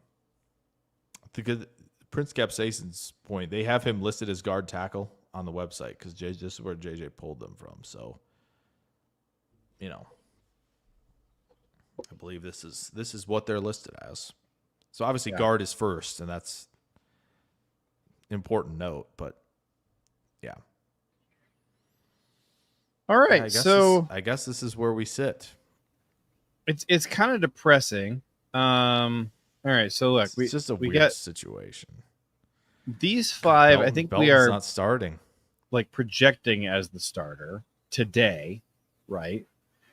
But now let's talk about like where we think things are going to end up. Who's going to be the right guard in 2024 or 2025? Is it Sean Ryan, Jordan Morgan, or Anthony Belton? How would you rank those 3 in probability? I think you in probability. I mean, again, I got to give Belton the favorite bump because, as I said, if they're drafting him in the 2nd round, I just feel like they're gonna have him start. And if the Jordan Morgan talk about moving to tackle is real, then I think Ryan is indeed 2nd in terms of probability. If they're doing everything possible to see what Jordan Morgan do at tackle, then I think he's got to be 3rd on the list at right guard. But it's boy, is it going to be fascinating. It is going to be fascinating. I'm trying to think of this. I don't know if there's anything else you have to do. Yeah, I think this is about right. So, these 4 guys, I'm not putting on the roster. Do you argue with me on any of that? Yeah. How many guys do we have? That is up there on that 5-man rotation board right now. Oh, well, we got all but those top 4. It's 25. We have 25 names, but a bunch 13. of them are repeated. 13 guys. And and three of them are not making the roster. Right. So presumably it's Cooper, Hill, and then probably one of Williams, Jennings, maybe just those two. No, Williams Or is making the Telford? roster. It's Okay, Telford so or would Jennings or Jennings. Telford as the third spot to not make it. 3 of these 4 guys are not going to be on there. Right. I would think. Yeah. So, all right, and so So let's keep see 10, here. that's 10 for O-line. Let's take these up to here, and we're going to put them. All right, we're listing Belton. Are we listing him as a tackle, or I guess we got to do tackle? I think they got him listed. Yeah, it's fine. I don't think we have to worry about the stuff as much, at least on this go through of like, where they're going to be as much, but I have Sean Ryan here twice. Ryan is up there. Yeah. Let's see. Jordan Morgan at tackle. Zach Tom at tackle. 4 tackles. Yeah, it's going to be 4 tackles. It's going to be probably only 1 center and 3 guards. So how many? We got 8 up there right now. So probably one more. Yes. So probably one more. Yeah, we're at 8 of 9. So, yeah, these are the 4. So, so it's one of these 2. I'm probably going to go Jennings, but I guess would that's lean Jennings, but obviously Telford's played. So, and again, if they're listing Kadeem as only a tackle, to me that would say like, okay, well, we need somebody who's guard first. Yeah. So maybe there's your 9 there. All right. We got 9 offensive linemen here, and so it's just interesting. It's very interesting setup. Because can Jacob Monk actually play guard for us? I just don't know that he can. I don't think so. So, basically, we're keeping a backup center at that point, which the Packers just don't do. Which is why I think they list him as center/guard. Yeah. But all right, okay. The offensive line conversation was as fun as I hoped it would be. That was a blast. That was good. Okay. Man, we got to figure out who's going to be our starting quarterback. Gosh, I just don't even freaking know. So I'm going with just these 2. Yep. Okay, and so then at running back, let's see, where's Josh Jacobs? We got Josh Jacobs to start, and so then probably Wilson still, just because he's played. Well, Wilson and Lloyd. Yep. I think are the 2 interesting names here. So they should be up there. Lloyd and Wilson. You would think that those are going to be the 3. Yeah. And maybe they keep Chris Brooks as well.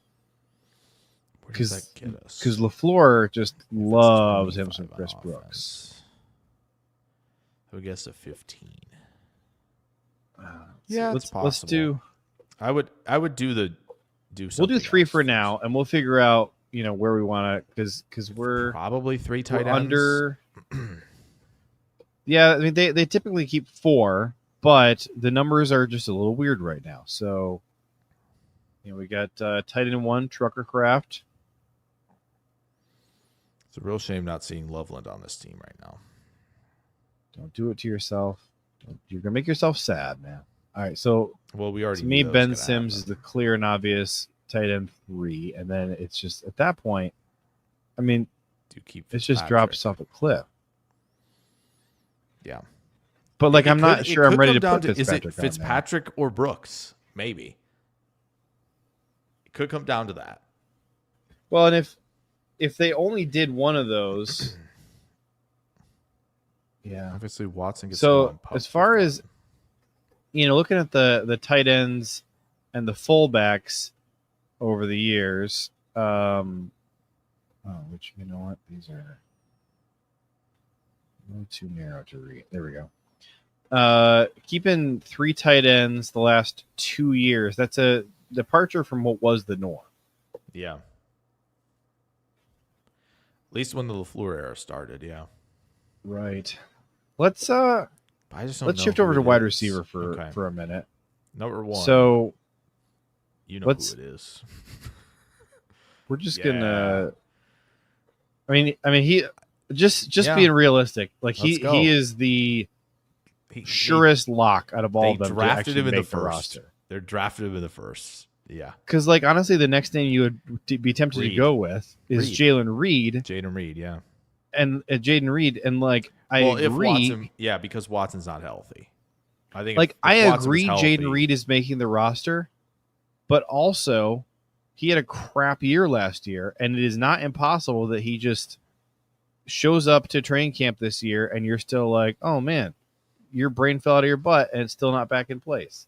So, like, I don't even know. Like, it's tough. It's tough. Like, with I want to put Romeo Dobbs in next. Well, but, that's fine but because that would be an Reed's a slot, unpopular so- pick. No, I mean Reed's a slot, so it's on this team.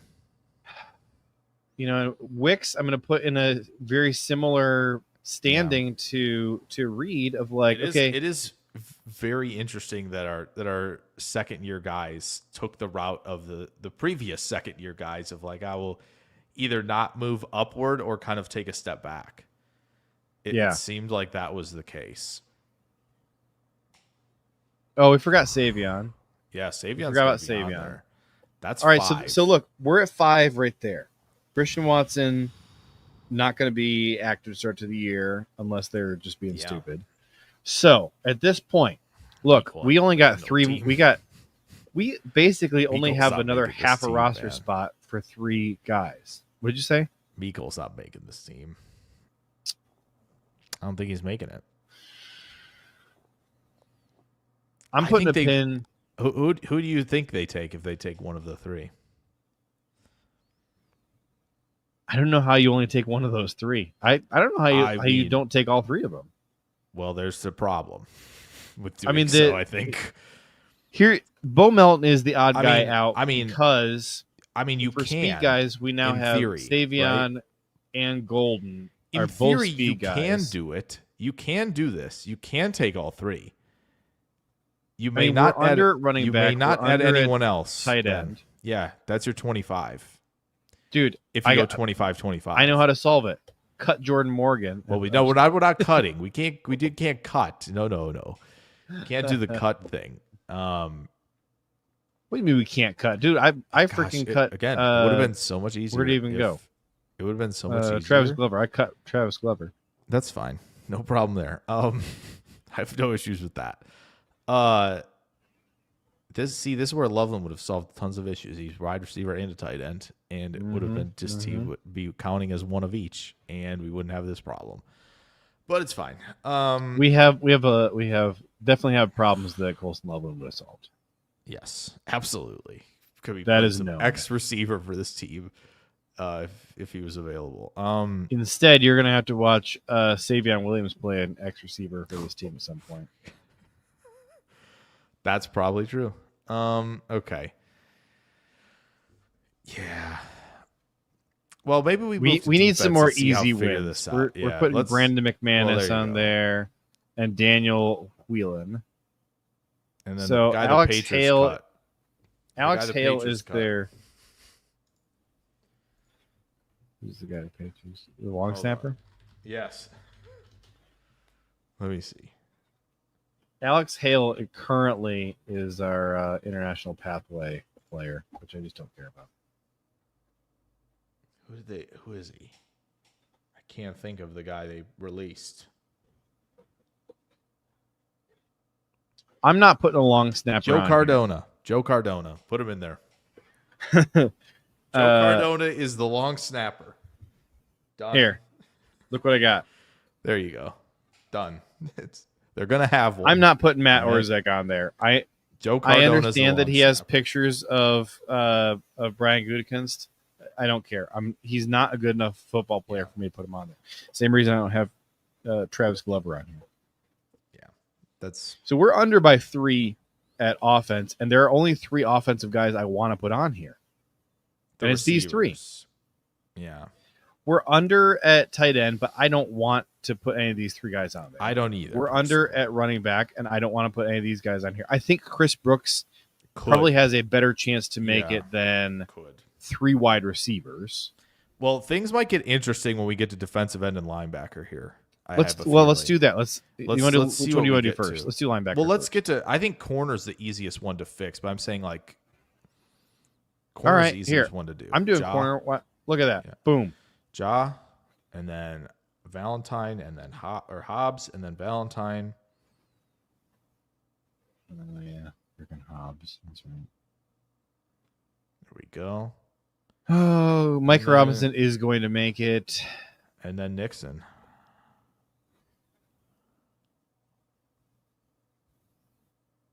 Yeah, and so all right, so then at nickel, are we gonna have a safety Bullard or has to be corner put playing there. nickel? Probably Bullard. I mean, he's played it.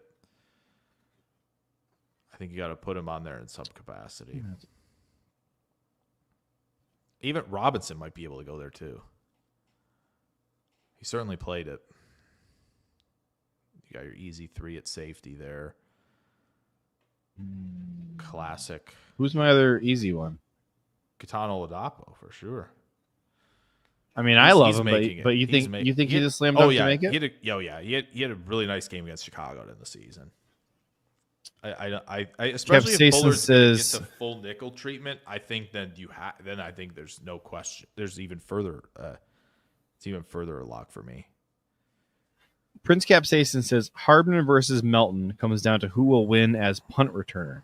Reed needs to be replaced, and do they want to use Golden back there? I mean, they definitely talked about using Golden on returns in some capacity. I don't know that the team is there on needing to replace Reed as a returner. And first round pick as a returner. That's as Packers as it gets. It's such sickening. A dangerous game. It's sickening, but it's on brand. Such a dangerous game. I know. All right. It is what it is. Okay, Zane Anderson probably making it. Yeah, probably. So we're at we are basically at capacity on DB. I would think so. Not that somebody couldn't fit. Yeah. Be nice to have Caleb King on the practice squad again. Yeah, I'd like that. And Haddon. I would probably go King significantly over Haddon, but Jonathan Baldwin is interesting. Baldwin will be interesting. I think for me, too. I'm currently at these two guys for. Yeah, that's fine. Okay, so automatic. All right, we're gonna do defensive tackle 1. Yep. And then let me see here. The next easiest one is nose tackle 1. Probably. Brooks. Brooks and Kenny are on there. I just really want. We have to get there. There has to be a purple name on here, right? They continue to find. Oh yeah, we don't. I think I know who it is, but we're not there yet. I think I know who it is. Stackhouse may do it. Wooden's probably going to, right? Probably. We need at least one more. Dude, I don't know. Like they basically didn't let Wooden play last year. Maybe Stackhouse is the guy. Or Randolph. Or we move on. I think let's circle back. Get our guys Gary, Enigbare, and Lucas on there. I feel like everybody's a lot lower on Enigbare nowadays than I am. Like I still like him. I feel like people are just out. He's good in the rotation. It's just a question of, again, like, are you going to give him more early down snaps? So we're at 4 defensive ends right now. We need one more of Mosby or Brenton Cox Jr. Is Oliver? Are you considering Oliver a linebacker? Oh no, So they want him here, which I don't know.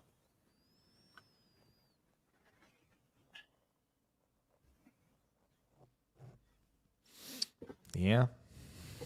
And we have talked abundantly about about him being kind of just a natural fit as There Sam. are so many linebackers up there. I know it. And we only need 4. Gosh. And really, we kind of only need 3 because of Oliver. Maybe. All right, so Oh, it'd be interesting to see. I know what I want to makes do. it. I know what I want to do here.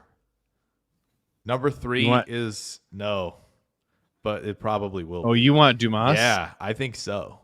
I think we're gonna get here. I think we're gonna get here at some So, point. But okay, probably McDuffie. McDuffie's gonna be the third one on there, right? Like that's very clearly of what's going to of these happen. 5 guys. Like Welch is clearly the odd man out. Yeah, definitely, man.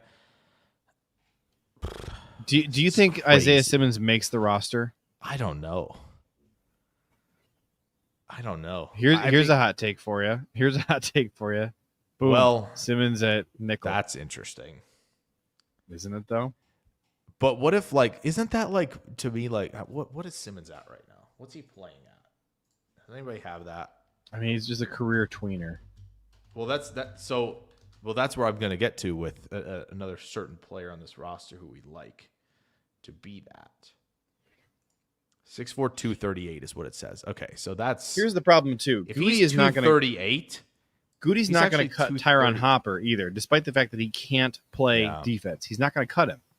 He's not going to, even though I might. Simmons is 238. I just... Chris says, "Come on, guys. Hopper was a second-round grade player by Goody." Yeah, usually so was when Amari that Rodgers, happens, don't forget that's that. a problem. Yes, usually when that happens, it's a problem. Unless your name's Tucker Kraft. But then again, if you're Tucker Kraft, that was a early second round. Oh, I missed this comment from Prince Sason. I think Barre hit his escalator and will cost $3.4 million heading into a contract year. They got to beat out Cox cleanly to stay. That is worth considering. There's a lot of tough decisions to be made right now. Simmons, man. You know what? When you look at how many freaking middle linebackers they have, all of a sudden, Colin Oliver being in the edge room makes a lot more sense. Yeah. If only as a speed rusher, right? Yeah. Because that's it. We're not doing he's not playing on early downs, folks. It's not happening unless he's playing linebacker. Okay? The early down stuff with Oliver is playing Sam. That's it. To match base personnel at 12 or 13. That's it. Where he's not doing 4-3 true defensive end stuff. That will not be happening. If it happens, but they also don't rotate their defensive ends. They're going to run at him, and basically never have. Yeah. Oh, my thing died. We're gonna get this back on screen when it comes back to life. We have 5 more roster spots to fill. 3 on offense, 2 on defense. Linebacker is a pain to do, and defensive tackle seems thin. It's been thin, man. So it's been thin. Yeah. Again, that was kind of my water is wet sort of deal. Yeah. Goodness sakes. All right, I think what we need to do, let's ignore position Kingsley for a minute. Is one. I don't know. Maybe that's a good point. I've no clue. I mean, the Kingsley at this point, Dumas Johnson, the dream is probably dead. If they really like Hopper that much, he's probably going to be on the practice squad, which is a little annoying, but it is what it is. Let's do this. Let's ignore that's position done. For a minute, and let's just take who you take from a player standpoint, who still needs to fit onto the roster in some capacity. So, we know Tyron Hopper has to be on there. He's probably got to be, yeah.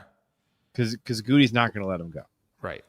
We want Jonathan Baldwin and Kalen King and one of these 2 guys and Stackhouse and Wooden will probably be. I would think Wooden is probably gone. I mean, based on this right now, it sure seems that way. So we're at 48 of the 53 right now. Yeah, so 5 spots left. Yeah. So we got 7 defensive players for 2 spots. maybe 3. And it's maybe 3. linebacker, cornerback, defensive end, and defensive tackle. Let's do the same 3. thing for they offense here. Have they ever been 25-25?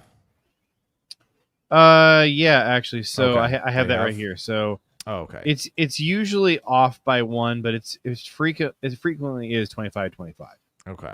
The craziest it's ever been is 2014. It was 23-27. Which that's fair. 2014 they needed. Yeah, 2014 the offense was very set. Okay. So if we go the principle of 25-25. Yeah.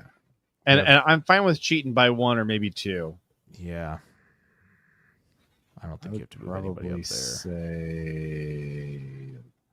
there. I think it's going to come down to the 3 receivers and Brooks. Yeah. I'm surprised Cornelius Johnson hasn't been cut yet. Really surprised. They don't have to yet. They're not required. I don't know why he's still here. Sean Clifford, it's because still athletic Michigan outside wide receiver. They're like, well, maybe he can be Nico Collins. It's like, well, okay. Yeah, Nico Collins, and like find me one other example of it ever working out. And by the way, Nico Collins was also picked in the first 3 rounds. It's not like he was. Cornelius Johnson was not. This is the first deal. If he was, he wouldn't be available. So that's part of it. We have 5 roster spots to spend. Here, I'll just technically long snapper's already in, so it's just a TBD, right? Like that's already in. It's just not Orzek at the moment. Yeah. So So he's not even really there technically.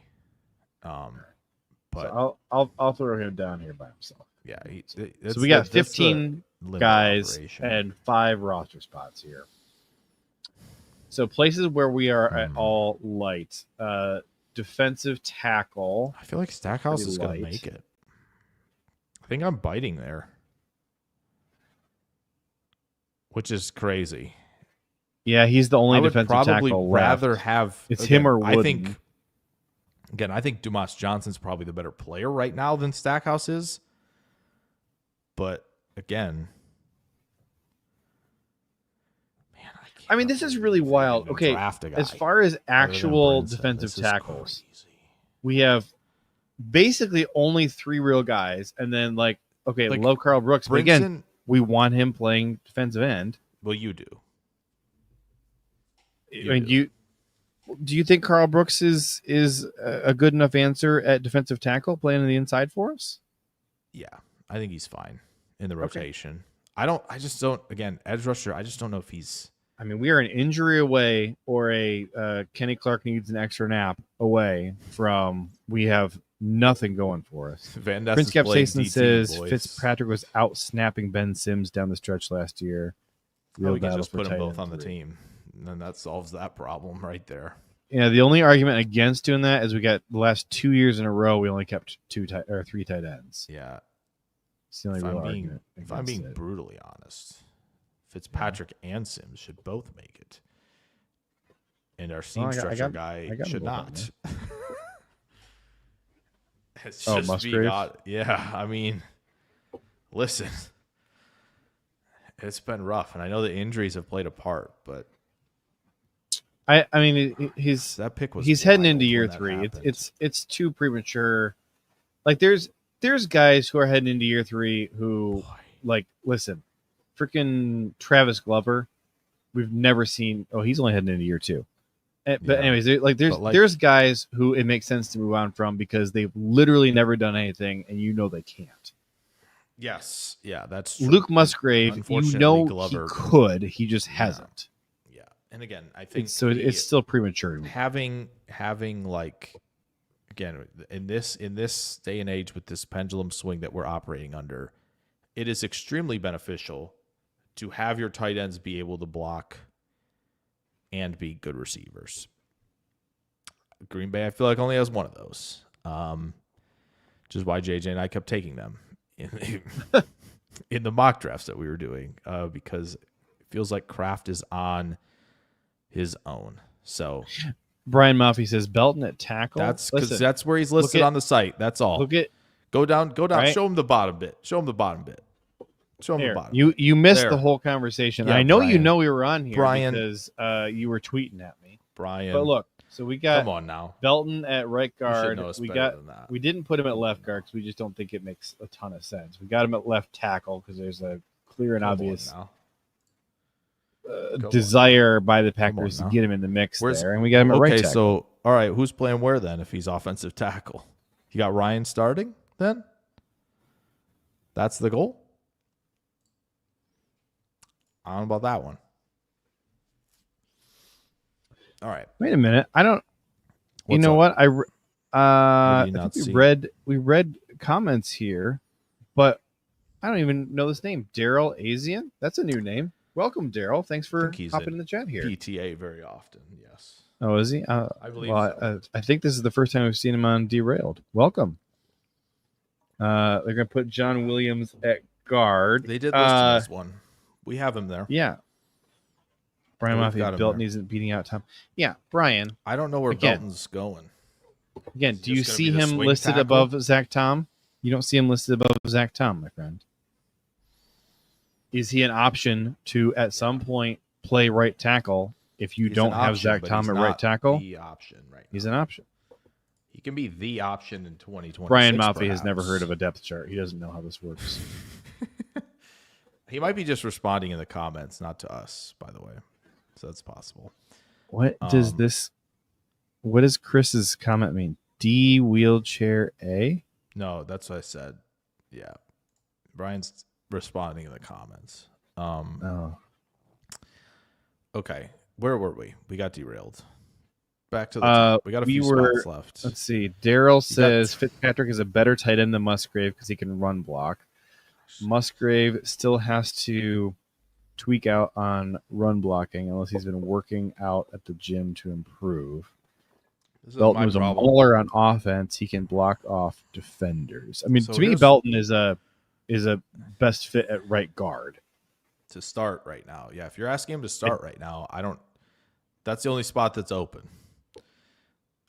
If you're not asking him to start, okay. That would be back-to-back seasons. Back-to-back drafts. But anyway, all right, we got derailed. We got Where are three we? more We're spots to 48? fill here because Yeah. we put John There are- Fitzpatrick on here. I three think we put spots. somebody else on here too. Who Yeah, was you it? put Oh, Stackhouse Stackhouse on there. Okay. Yeah. All right. So I mean, Hopper's probably making it, so I don't. I mean, Hopper probably gotta is go on there. freaking making it. He You know, is. we're So that's whatever. He's a special teamer. Whatever. That's rough. I think I'm less than convinced that Isaiah Simmons. I know. I agree. So that I think that. But again, if Brian Stackhouse says goes Stackhouse to the the practice squad, Okay, so what's who we happening? putting on the roster then? Colby Wooden. They didn't let him play football last year. You want Nessa Jade Silvera? I mean, who's playing at defensive tackle? Like the numbers at defensive tackle are so freaking light. It's so like, low right now at tackle. Are we bringing somebody in? No, Goody doesn't prioritize. Are there any good free agents out there? No, there's probably something. I know. I'm gonna take a peek. Was that trade rumors? Whatever. NFL trade rumors.co. They're constantly tweeting out, "Hey, here's our list of the top available free agents for trade or agents for trade, players for trade." Where is it? They tweet it out all the time, and then when I actually go to their Where's my available guys? profile, I don't even see it on here. I get notified that they have tweeted this at least once per day.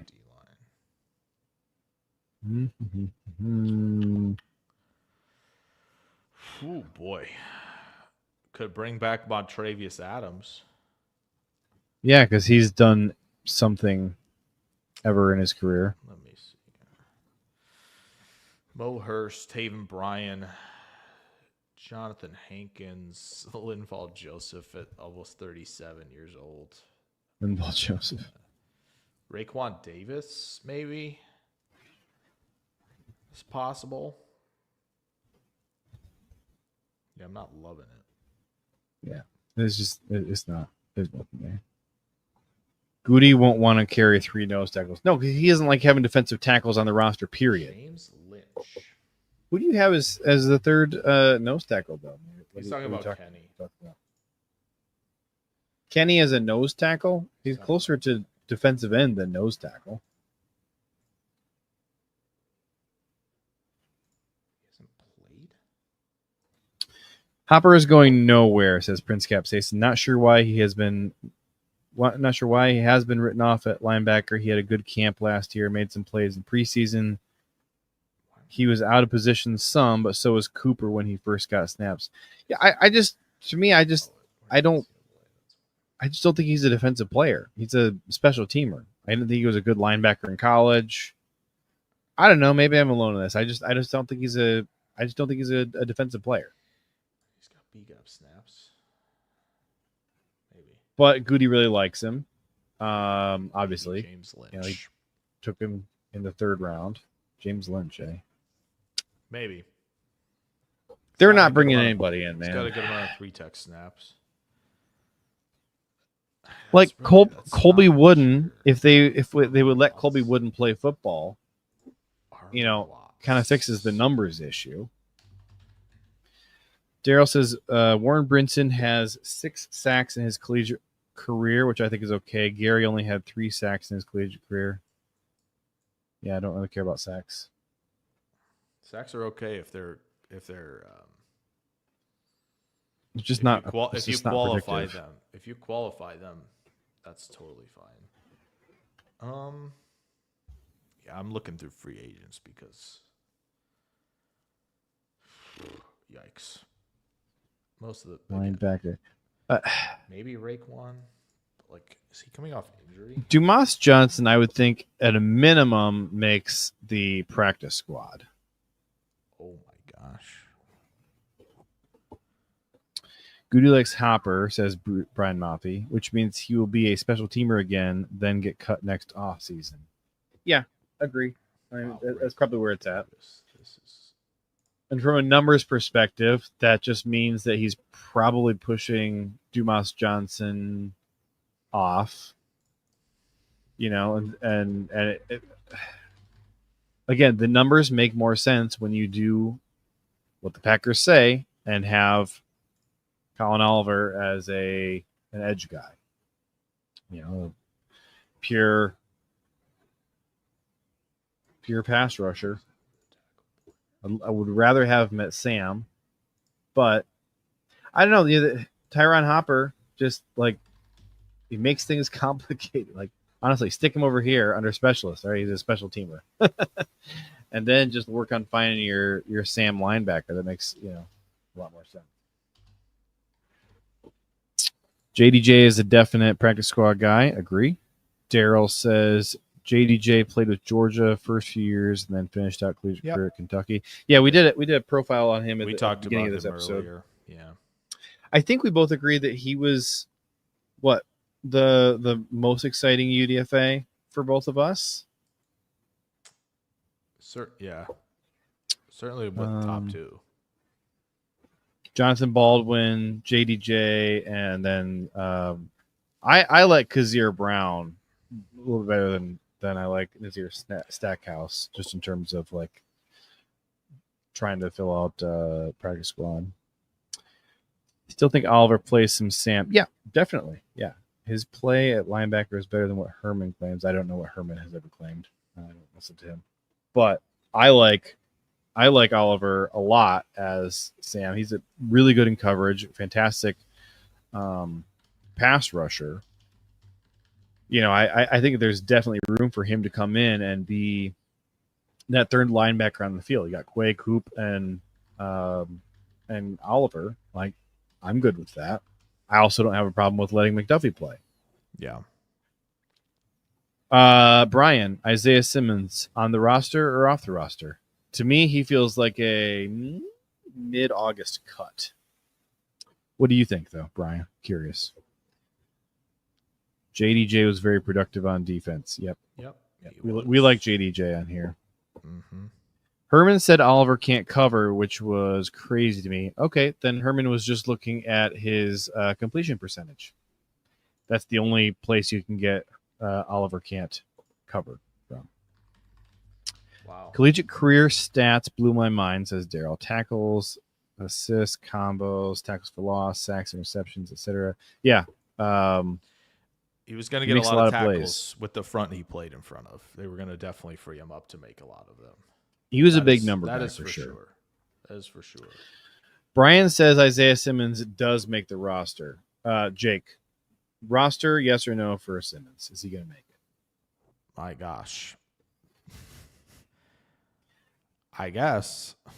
I mean, if that's the one defender we're putting on here, then there's Brenton Cox doesn't make it, and Mosby doesn't make it either. And this to me is not like depth chart per se. No, it's just putting names on there. Like if I was doing like, yeah, it's tough because like there's depth chart and then there's like certainty they make the roster. Like certainty they make the roster, I'd have to go like Hopper and then McDuffie. Depth chart, it's definitely McDuffie and then Hopper. And then Simmons for me is like lowest confidence he makes the roster. But then if he does make the roster, I think there's a high chance that they are having him actually play either at linebacker or at safety. As a nickel, he makes a lot of sense. So we did something. He needs to trim down for that. To play nickel? Yeah, he's 238. I mean, what are you going to do with the tweener, man? This has always been his problem. He's too heavy to be a safety. Always the tweener problem. Yeah. It's going to be interesting to see how it goes. What are you going to do? Okay, well, if that's 25 out of 25, right? Then that's that. We got to find. Well, not necessarily. Offense. I mean, we can get to 26. We could get to 26. So then, which one player is going on offense? Because we did have Fitzpatrick. I think it's got to be a receiver. You know what, though? I mean, if I was going to go predictive, I would actually take one of these two, running back or quarterback. I'm not saying that's what I would do, but like reading the goody leaves. Well, which one is this? Is this the predictive, or is this the? Does this have a flavor of both? I guess I think this is more what we would do, except when we like blatantly think like, hey, listen, Goody's keeping Hopper, even though you and I wouldn't. Well, I mean, I don't know. Like, I guess I don't have a problem with Hopper being on the roster because I do value special teams. I don't have a problem with him being on the roster. I just don't. And gosh, and if Colin Oliver's gonna be playing linebacker as well, like Sam linebacker, my gosh, there's so many linebackers on this roster. There is, but then like, how many of them do you actually feel? Which I get, you need a lot because you're if you're going to be in, if you think at least if you anticipate you're going to be in base defense more, you would need more. But man, it'd be nice to have Buchanan on this team. Sam. I feel like Jake, you are with the 2025 draft class where I was with the 2024 draft class. Of like, you couldn't have a conversation with me about the 2024 draft class without me going, man, I wish so and so was on the team. Wish this other guy was on the team. I feel like we just it's just strange. It's been two strange drafts in a row, and I'm not saying I dislike the 25 draft, but it's strange. Strange is a fair word. Yeah. Certainly a fair word. Tyron Hopper, I'd like to see him play more often and develop into the linebacker role better. For sure. He should be getting like a ton of preseason snaps, like a ton. Like I don't. Oh, make him a preseason starter. I mean, like like I don't really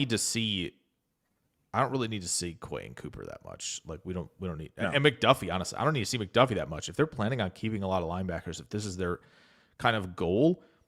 I want to see Simmons a ton. I want to see Hopper a ton. In the preseason, I want Simmons and Hopper and then Dumas Johnson. Yeah, right? I want to see all of those guys playing a lot because I want to get reps for them. Like a ton of reps right here. Them. Yeah, a ton. This is my starting three linebackers in the preseason, right? And then I'm like, no reason to play these three guys.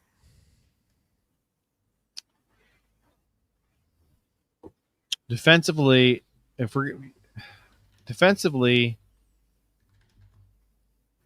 can live without King, Mosby, or Cox on the 53.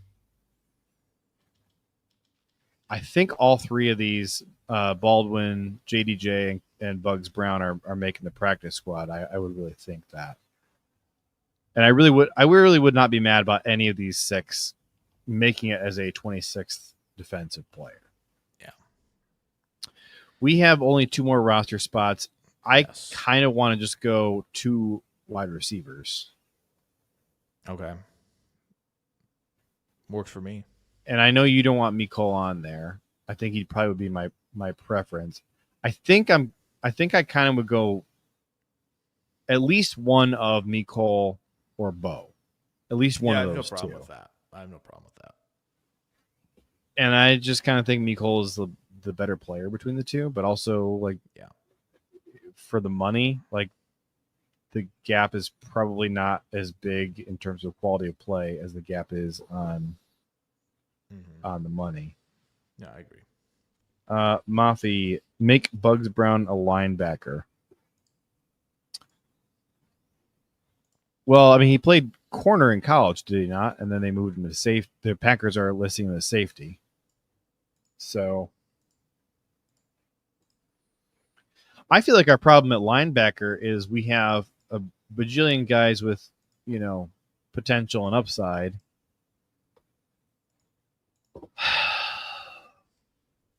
I'd rather have JDJ play in linebacker than Kazir Brown.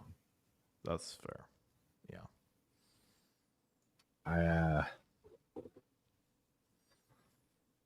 Edgerrin Cooper was already looking like a draft steal playing at that rookie level. I loved how Cooper was making plays all over the field. He was fun to watch. Yeah. Easily my highest graded Packer draft pick last year. It looks totally okay if you put Edgerrin Cooper as the first round pick. Mafi says he played at 210 this past season. Yeah, and he's listed at like 228 right now. I think he would be big nickel. Just about the heaviest corner in the Big league if they nickel. let him play there. All right, we have to make a decision about the last 2 players. Let's put at least one of them on offense, and I just don't think it's either of the offensive linemen. Nope. Again, it's receiver, running back. It's or if probably you want to put Clifford not. on there. It's probably not Clifford. It's probably not the big red dog. No, I would guess not. He was 223 his pro day. Yeah, did I say 228? I think I said 228, and I think 223 is actually what's correct. I think if I said 228, I think that was. Keep Baldwin, play corner or safety. A lot of guys would like to keep. I mean, this whole, other than Sean Clifford, get Sean Clifford. All right, let's make a call. We gotta make a call here. We got 2 spots left. I think Malik Heath is out. That's fine. I agree. So I think it's I think it's 1 or 2 of these guys here. Could be 2, right? It could be. We have room for 2, but we also really would like to throw an extra defender. Yeah, probably. I would go Melton. I think Brooks is the most likely. But I would probably go Melton. You'd rather have Melton than Hardman? Yeah. I'm fine with it. I'm fine with it. I would not be mad about keeping Hardman. Again, what is Heath like your Brian, we got to sign X receiver before number we can 5, maybe put him on the on this 53. team. X receiver 5, big slot. Maybe he's your 4th slot receiver on that. Maybe even 5th. Like I don't know. Because he's not going to start. So is he going to provide any value elsewhere if he doesn't start? Yeah, I mean special teams. And that's my problem. Run blocking receiver. Melton Gunner is where my head goes. I think that Melton, Mecole, and Malik all have like equal chances at being a 6th wide receiver on this roster. Yeah. And again, like this, I know that I move guys up and down a bit, but like it's really not a depth chart. It's just names on the roster. Yeah.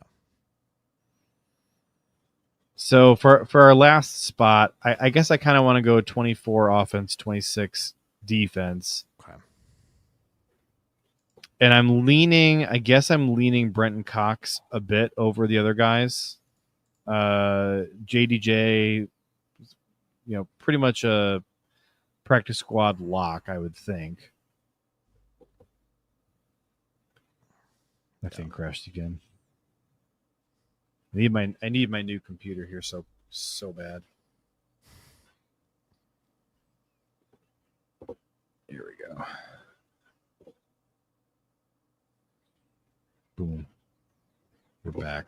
We back? All right. We're back. So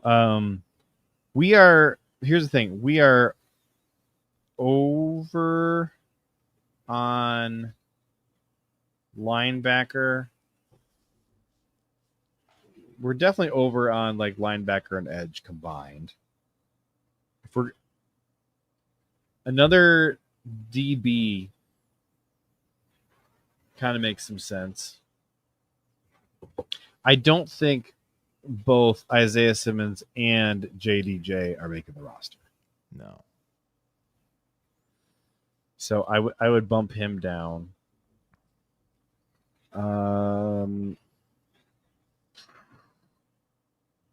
You think Kalen King versus these two UDFAs? You think King has a shot versus those two guys? He probably has a shot at the very least.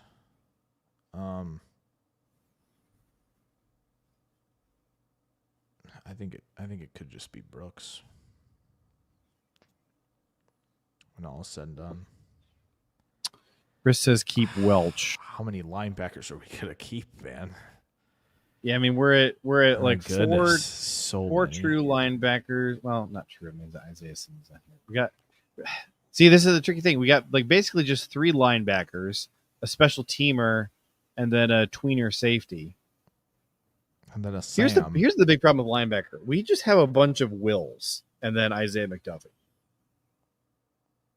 I mean, like Quay is not a Mike; he's a Will. Coop is a Will. Quay likes to play ping pong. When I say that he's one or the other, it seems. Like, I mean, at 240, dude, what should you be? Right? What should you be at 240? Probably a Mike at some point in your career. I have an easy way that we can keep more of these guys. We just don't have a long snapper. We just make make Jacob Monk. We've done it before. Or Donovan Jennings play long snapper. We have done it before. It has happened. All right. Out of the whole group, I kind of feel like Aaron Mosby maybe has the inside edge. Okay. Mosby and Cox, to me, just feel, from a likelihood standpoint, they just feel like they've got a leg up over the other guys. Yeah. Chris agrees with me. You're right, JJ. All Wills, except for McDuffie. McDuffie's not a Will. I think McDuffie is our best fit at Mike out of all of our linebackers. We can make Hopper play long snapper. There you go. I'm finding him a role. It's possible. Chris says Mosby is out. You like Brenton Cox over Mosby? See that?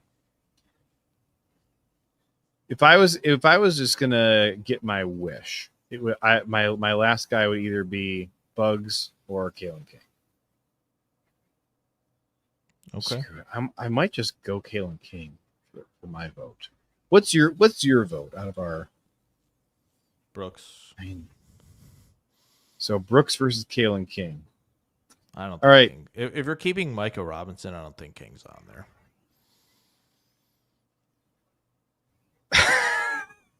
Chris likes Brenton Cox Jr. Here you go. I think sure you defensive did, end makes Chris. the most sense if you're gonna put another defender on there, which is an insane thing to say with looking at defensive tackle, but it kind of is what it is. It is what it is, though. You doing Colby Wooden? You doing It is James what it is. Esther? There's nothing. What it is. Yep. Nothing available. It is what it is. Van Ness is playing DT some. All right. You know what? Here's what we're gonna do. All right. What are we gonna do? We're gonna take a 1 minute pause to talk about some really sad news, and then when we come back, we're gonna flip a coin on Chris Brooks versus. When we come back, we're going to commercial. Versus which defensive end are we gonna pit against Chris Brooks? Are we going Cox or Mosby? I don't know. What? Let's say Brenton Cox. All right. Okay. Chris Brooks versus Brenton Cox. We'll flip a coin on that. Okay. But first, we had to. I wish you had a hat so you could take it off and show some freaking respect. It was a horrible, just devastating announcement this week. My favorite energy drink company, Redacted, announced that their partnerships to produce Swedish Fish flavor and the Sour Patch Kids flavors and a couple more, that those licensing have not been renewed, unfortunately. And so those tried and true fan favorite flavors are going bye-bye. And I just really wish that Tyler Dersh was here right now. Like, I need to talk to somebody about it. Brian Mafia wants me to give Nas another try. So, I got my America Pop flavor redacted drink for tonight. Okay. And I did stock up on the last of the Swedish Fish flavors that were at my local store. And those will hopefully last me for a little while. But next week we're going to give Nas a try. Okay. Wow. All right. Time to official breaking news. We're making a change. Here we go. All right. I got a loony right here. Okay. Oh, lighting is not. It's terrible. Got a loony. So heads is going to be Chris Brooks. Loons is going to be Brenton Cox Jr. All right. We're going to see who our 53rd player is. Okay. Loon. So Brenton Cox is our last guy. Yeah. There you go. That's our extremely official 53-man roster. There you go. Biggest snubs, I would say Bugs Brown. Best. Dumas Johnson. Two important decisions.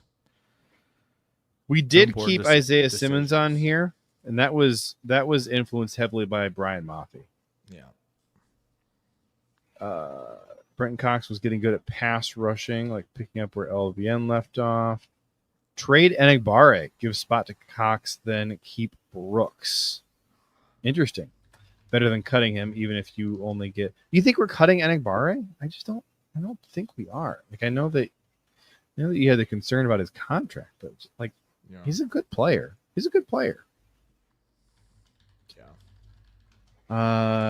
you cut him, you'll get a compensatory 6 or 7. Yeah, but I just don't know if I would. I guess I see what you're saying. Like, you keep him this year and then let him walk at the end of the year, and you get a compensatory pick, and you'd rather trade him now. But like, why couldn't you trade him? Like, if the point is to trade him, if you're trading him earlier, you're drafting another guy as well. I mean, we're at 6 here. We just drafted Sorrell and then Oliver. Again, we think Oliver is going to be at least splitting his time at Sam and maybe end up there full time. That would be really fun, by the way. If they have him split for a while, and then all of a sudden you get to the point where you're like, dude, we cannot take him off the field at Sam. We just can't. He's so good there. Yeah. Well, he's not going to. Again, they're not going to be in looks all the time where he's playing Sam. So like this number of Sam snaps per game, I don't know if it's going to be like, wow, yeah, we have him locked in and we're not going to let him rush the passer. When we get our third and our base defense is really going to be our third and unleash defense. defenses, which is he needs to be a part of. So I have 53. a question for us to ponder here before we call it. Okay. Who plays more snaps on defense this year? Okay. Colin Oliver, Isaiah Simmons, or Javon Bullard? Bullard.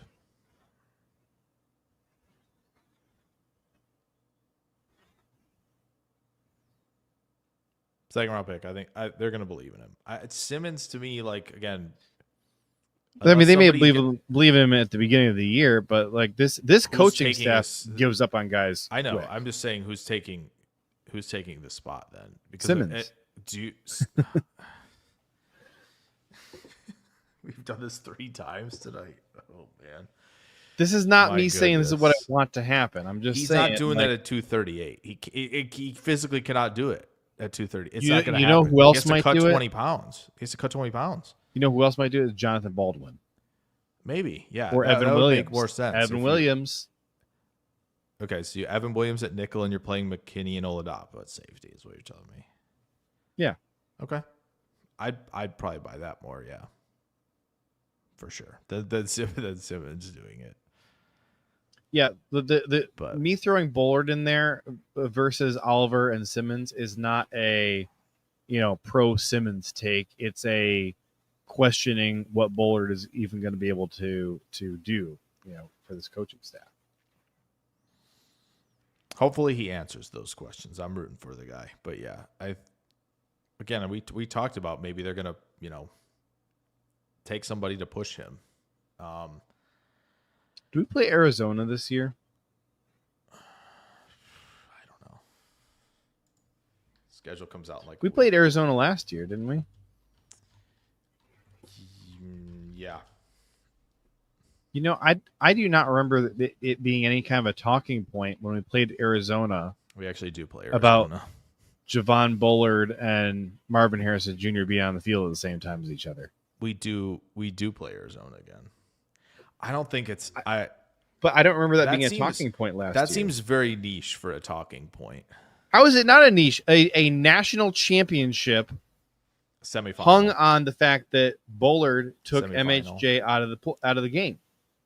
Yeah. It was a 1-point win. I understand. For Georgia. And Ohio State could not move the ball anymore with MHJ being out of there. Bullard taking MHJ out of the game. That right there, I think made a humongous difference in a national championship. It did. How's that not a niche? Well, national championship semifinal. But yeah. I get what you're saying. TCU was a real team. I mean, we got to qualify it. I just don't think that's as big of a talking point. Clearly the winner of Arizona, that game Green Bay goes on to win the Natty. I don't think Arizona Green Bay was looking for that talking point. I think they had some other things they had on their mind. Maybe it comes up this year again if they ever get matched up. But like, I don't know. It's hard. It's hard for we're gonna make it a talking point unless Bullard was like picked in the first round. I just don't think national broadcasts are itching to talk about second round rookies that much, unless they've dominated. But they love talking about Marvin Harrison Jr. Because he was a top 4. He was a top 5 pick. That's why he was a top 5 pick. I'm just saying. I think you got top 5 pick, and then hey, the guy who was responsible for like the lowest moment of Harrison's college career on the field at the same time as him. Probably tackled him at some point. For a broadcast that could maybe dive deeper on a lot more things, sure.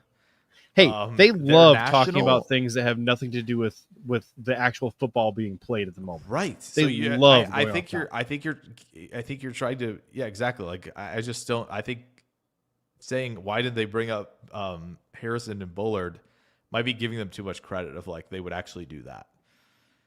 That's my thing. Like, I just don't think they're talking about the 58th overall pick in a draft as a rookie, where he isn't like the defensive rookie of the year immediately. Well, they may not have a chance to talk about it this year unless he, really cements playing time for himself. We'll see where they're at on the schedule. But Matthew Hansen Says Certainly you guys feels are like an awesome. October Keep it game. going. Thank you, Matthew. Thanks for tuning in. Anybody who's watching this stream, first of all, if you're not watching it on YouTube, in the future, YouTube is the place where you want to be watching this because you get great opportunities to hop in the chat, throw your comments in there, ask us questions, get your thoughts on the show. All right, get somebody brand new to this stream like Matthew Hansen.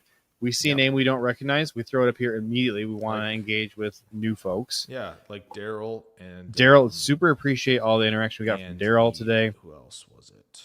And if you are watching on YouTube and you're not subscribed, please subscribe. We do this every Tuesday, 7:15 Central Time, Lambeau time, and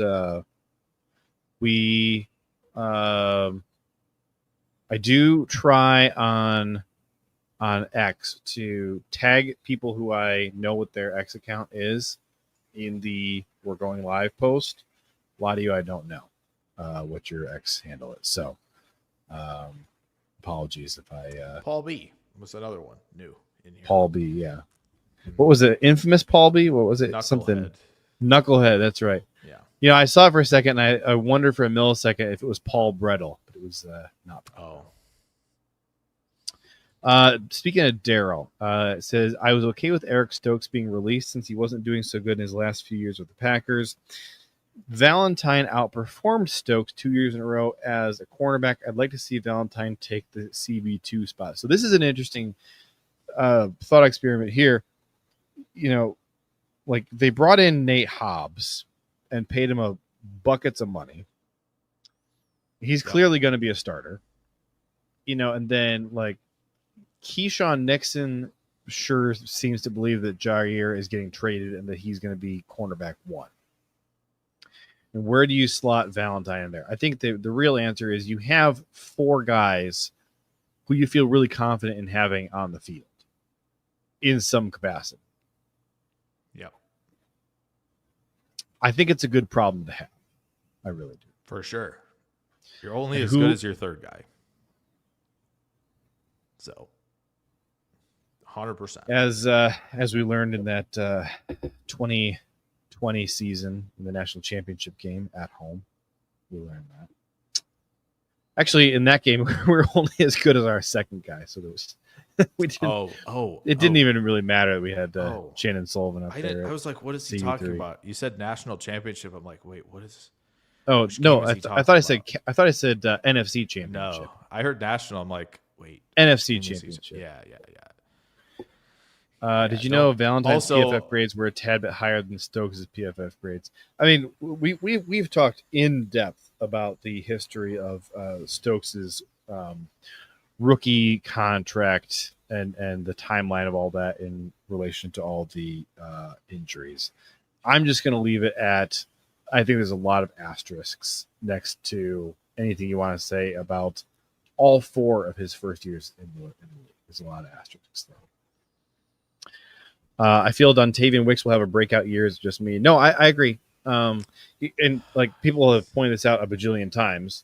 Like the dude alternates having a fantastic year and a crap year. Fantastic year, crap year. And so, you know, like Preston Smith kind of did the same thing for a long time too. You know, like what does it even mean? I don't know. But am I betting on him rebounding this year? I am. Yeah. And I think from just a pure talent perspective, he is the best route runner on our team. I'm not going to back off that. He's the best route runner we have. I agree. I will say that very confidently. Completely His problem has always been just mental errors, concentration drops. Like that's always been his problem. Just the concentration drops. Just and maybe the second stone gear, hands, not having a second gear as much as others. But how often is that the problem? It's just not often the problem. No. It's depends. Sometimes at the top of routes it's a problem, but again, he's so deceptive in the movements that he can kind of make up for it for the most part. Like Devontae Adams never had a second gear. No. And it was never a problem at any point. And I just don't think that Tay Wicks has ever made that a problem. Frankly, because he's always open. Sometimes when his and base then gets a little he always too drops wide. it. Sometimes his base will get a little too wide at the top too. which can something kind for of the 2-year player to work on in year 3. Invite guys back in. Yeah, that's fine. It just, I'm not gonna say he has nothing to work on as well. So but yeah, again, if Wicks has a breakout year, he's sending somebody to the Pine. So I'm very interested to find out who that will be if he does. Again, you will not see me complaining if next year your 3 starting receivers are Golden, Wicks, and Watson. I will not be complaining one bit because I love that. People will probably not like that because I said it. I don't care. But I mean, again, frankly, there's there a are reason. 6 wide receivers on our roster who you could easily convince me, like, okay, by the end of the 2026 season, this guy will be our wide receiver 1 and certainly be in the Pro Bowl consideration. There's 6 guys on our roster. You can convince me that could happen. Okay. Who's the 6th? Watson. Who's the 5th? I thought Watson was already included there. No, Savion. Okay. I see.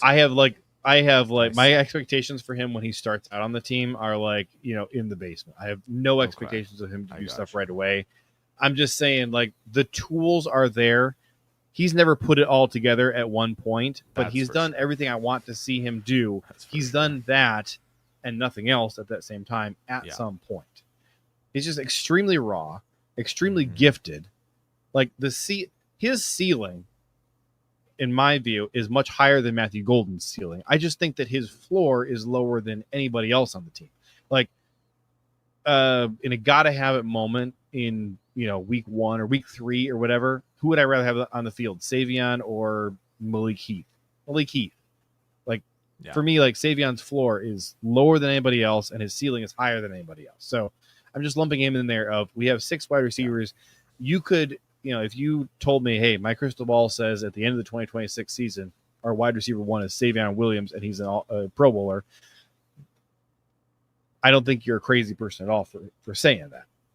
It just also doesn't mean that I expect he's going to be great when he first comes in. I guess, if he's good enough, Packers fans will probably vote for him. That is true.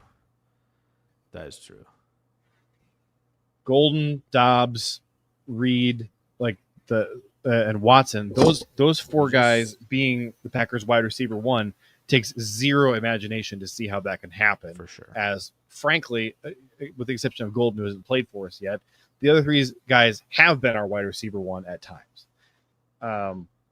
Wicks, to me, I just think that long term, unless he's just mentally broken, long term, to me, I just feel like he's going to end up being the best receiver out of all the bunch, whether it's for us or for somebody else. Who?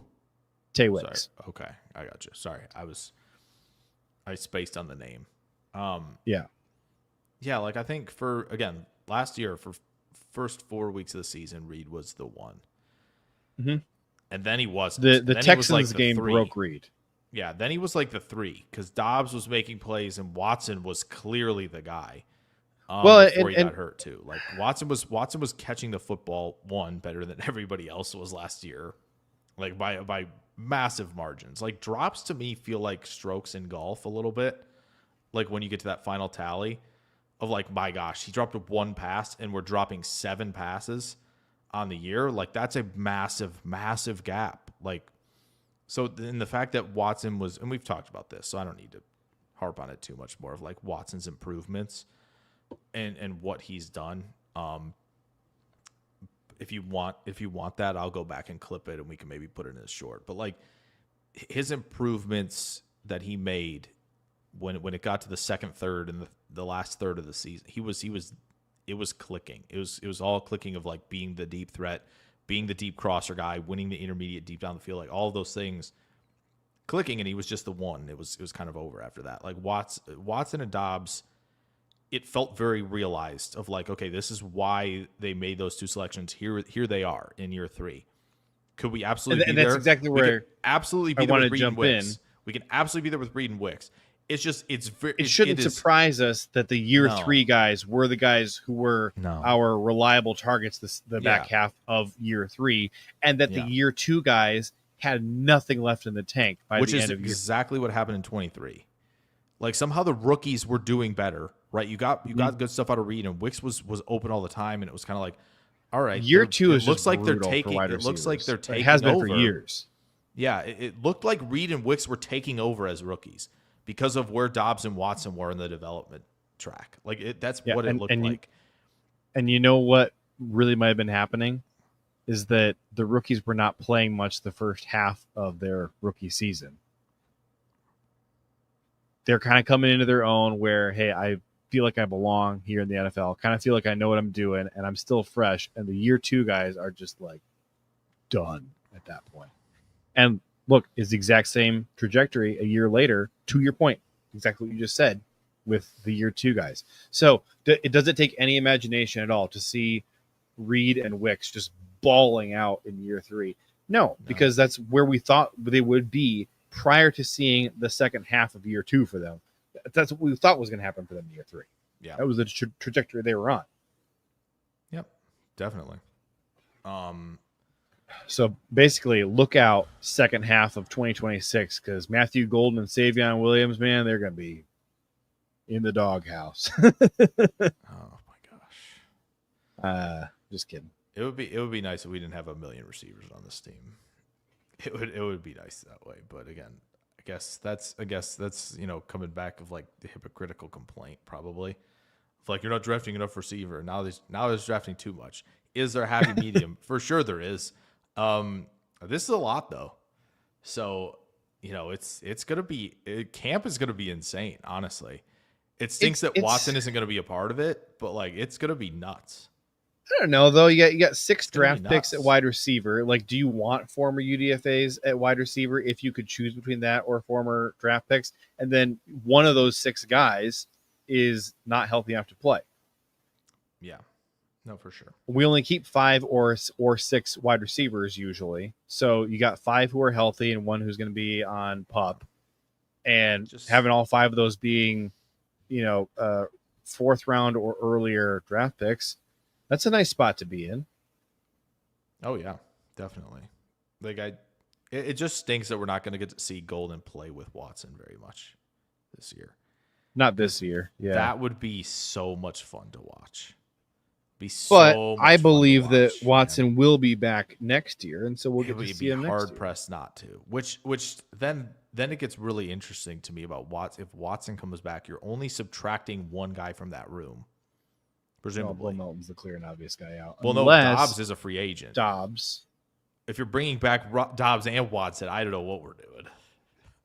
I mean, that would be insane. It comes down to what Dobbs' market is from other teams. I mean, he's going to get snapped up immediately. The question is, like the Packers will want Dobbs back.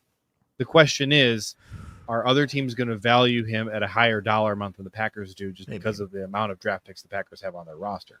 Yeah. Super fair question. Coach Len says, great show, fellas. Thank you, Coach Len. But maybe Cordero, Debo, Chenault doesn't take steps at receiver, and they feel like they have to, they have to bring guys back, right? That's a possibility. It could happen. It could very much be a JJ's point of like, oh, he hasn't found it. They know. Like, he hasn't found anything, and they know. And like that maybe is, how both come back. By gosh, let me throw a prediction to you. We could do a whole show on the receivers. Truly, we will do multiple. We can talk for 2 hours on the Dobbs get position. Traded this year? I don't see how he gets traded this year because you don't have established starters. He's the only established starter that you have. I don't know how with Watson out, I just don't think you can do that. Like, I get it. That really stinks because you would love to get value back, right? And I think you'll obviously get some, but I don't know. I think everybody's saying they could bring Dobbs back, but I feel like Golden and Wicks do Dobbs' job, and nobody's really doing Watson's. If you're gonna, kind of like give me like the reason, try to, which one are you bringing back and why? Like, to me, I don't think anybody's doing what Watson's doing. I mean, you could maybe argue Savion could do it, but like Savion's even more inconsistent than Watson was coming out of college, and there's a reason Watson was drafted higher. Savion, so like Savion is a lump of clay right now, and he's a lottery ticket in the truest sense. In the truest sense, he's a lottery ticket. Everybody undrafted is, of course, but he is in the truest sense. And so, like, if he hits, that's great, and then you have, then that's your Watson, I guess, and then you keep moving. But like, that is kind of more the bigger question mark of like, would the Packers keep Dobbs? Again, if Wicks figures it out this year, you have Golden on your roster. Like, I don't know. I just don't know what his role is if he's coming back with those two on the team. You'd have to be moving one, right? Maybe you're moving Wicks in the offseason. I don't know. You can't. I don't think long term you can have all three of those guys.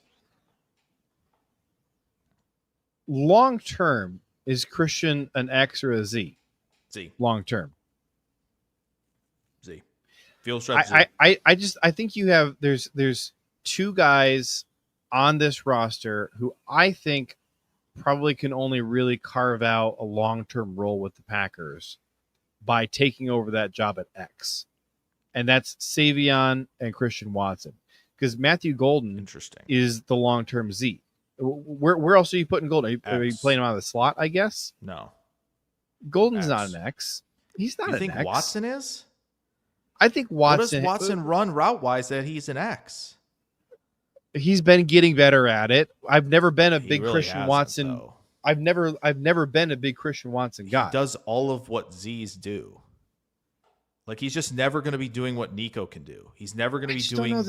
I don't know that Golden has the frame to do it.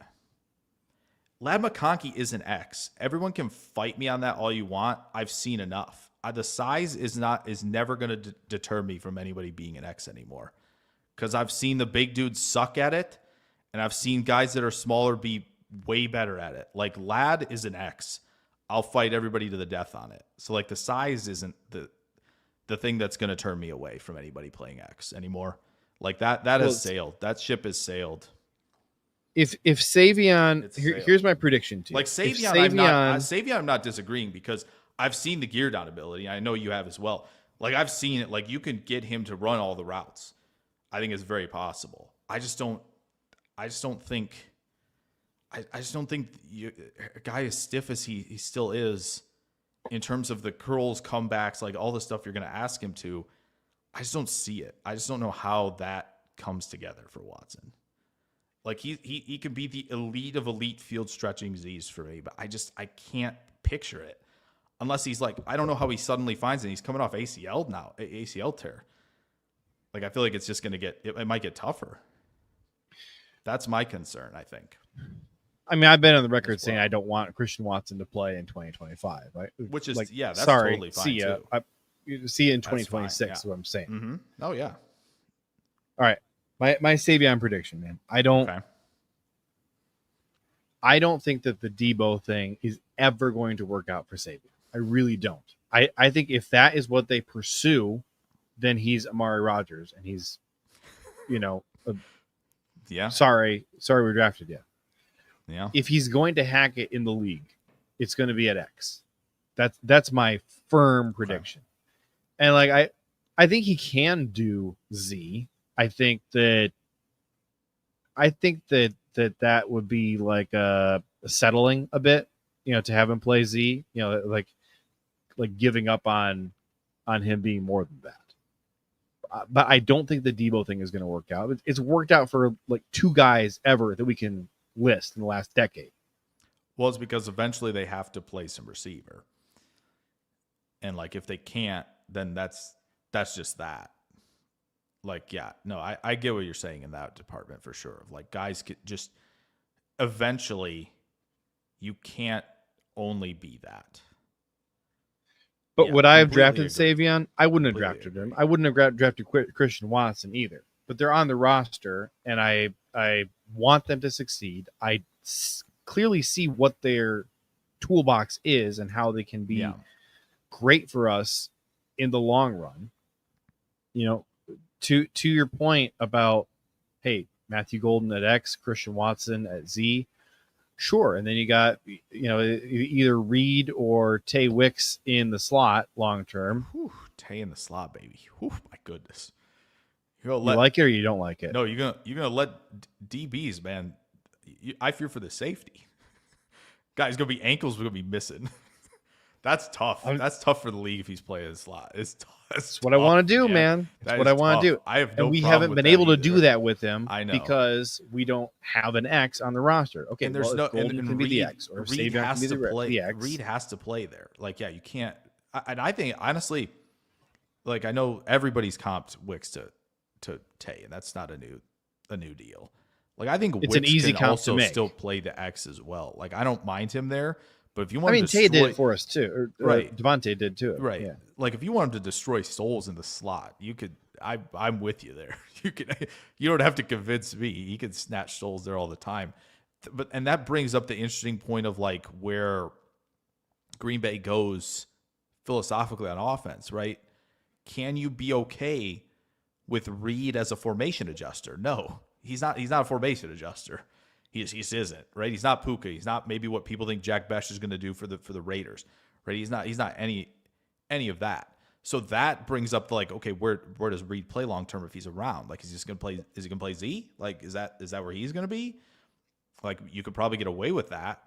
But if you want like a bigger slot dude going forward, like Wicks, I mean, is probably that type of adjuster at this point. Like, that's probably your best one you have.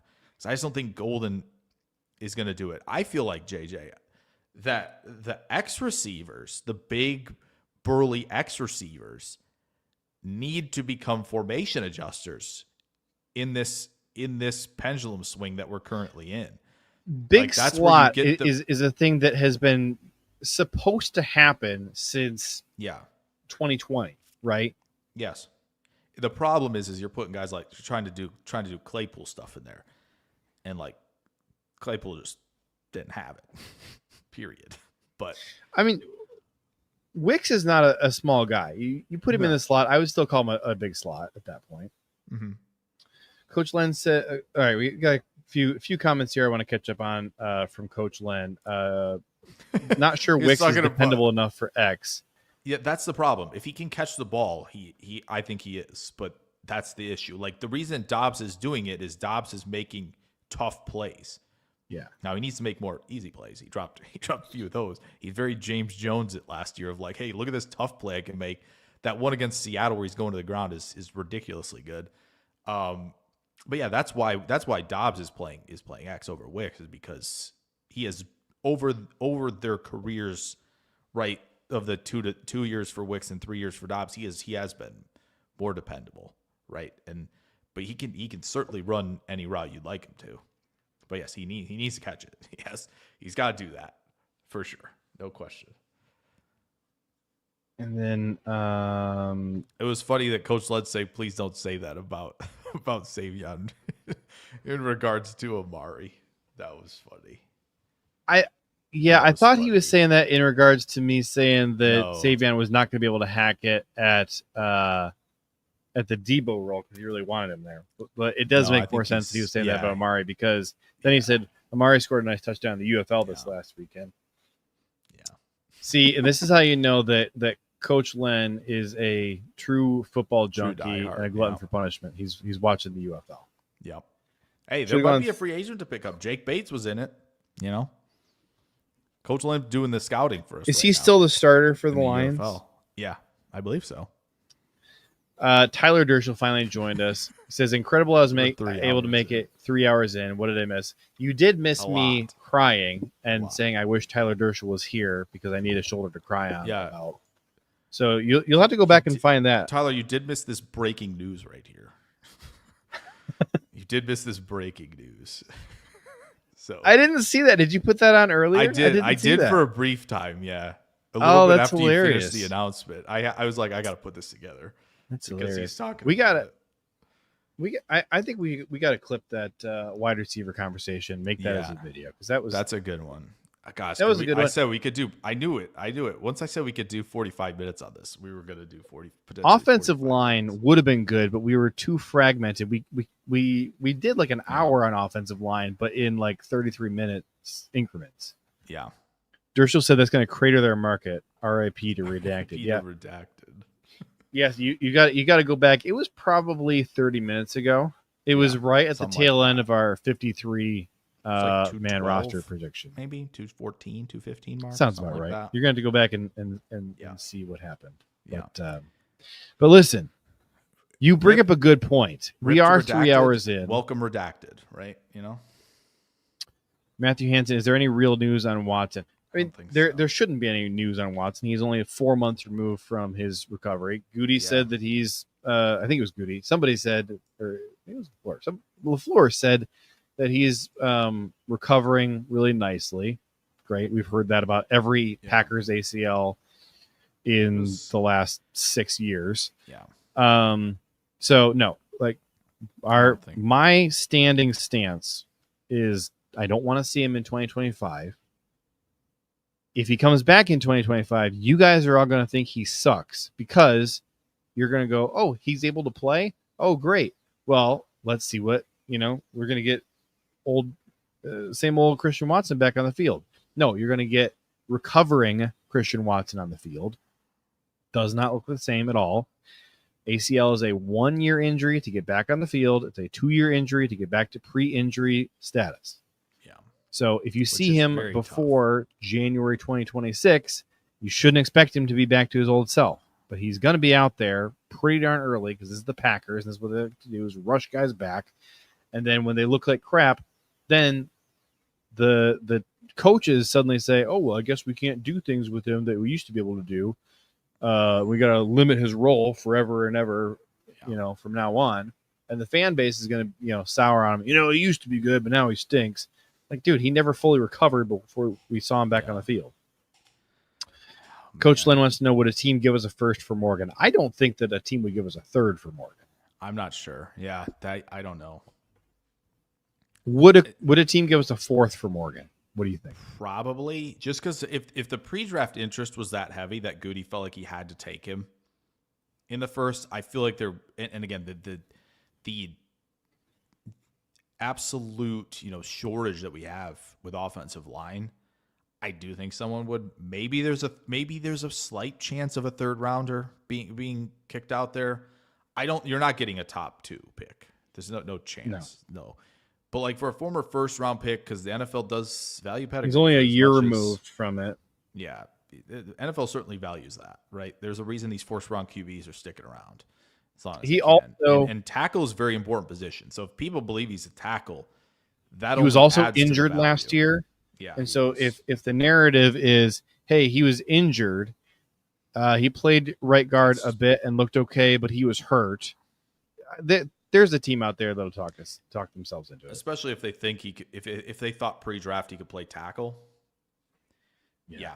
Because again, it's as much as Becton has gotten plenty of tries, right? As a former first round, offensive tackle, and obviously he was valued higher, but with like less film of Morgan, of like seeing anything of like to show you he can't hack it, I think should give you at least some like optimism on what he could potentially fetch. Again, it's not going to be a first or a second, right? You could maybe convince me on a third at this point, but if I'm Goody and I cook in the 4th round, I'm pretty sure I'll take 2 4s instead. Take a pair of 4s over any high 3, just based on how much we like to cook in the 4th. But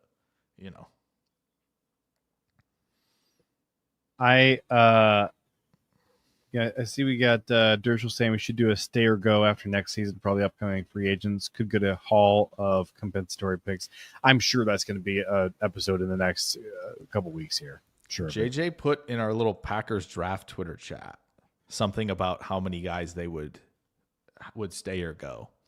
Oh yeah, you did do that, and so once when Tyler said that made me think of that. So yes, I think we could do a full one on that. And that my take on that one spurred some spicy reactions. It was spicy in there. How do you feel on Jordan Love? I think he'll be top 10 QB easy. He was hurt last year. I'm a solid yes on that. Jake, are you a yes or no on top 10? Top 10.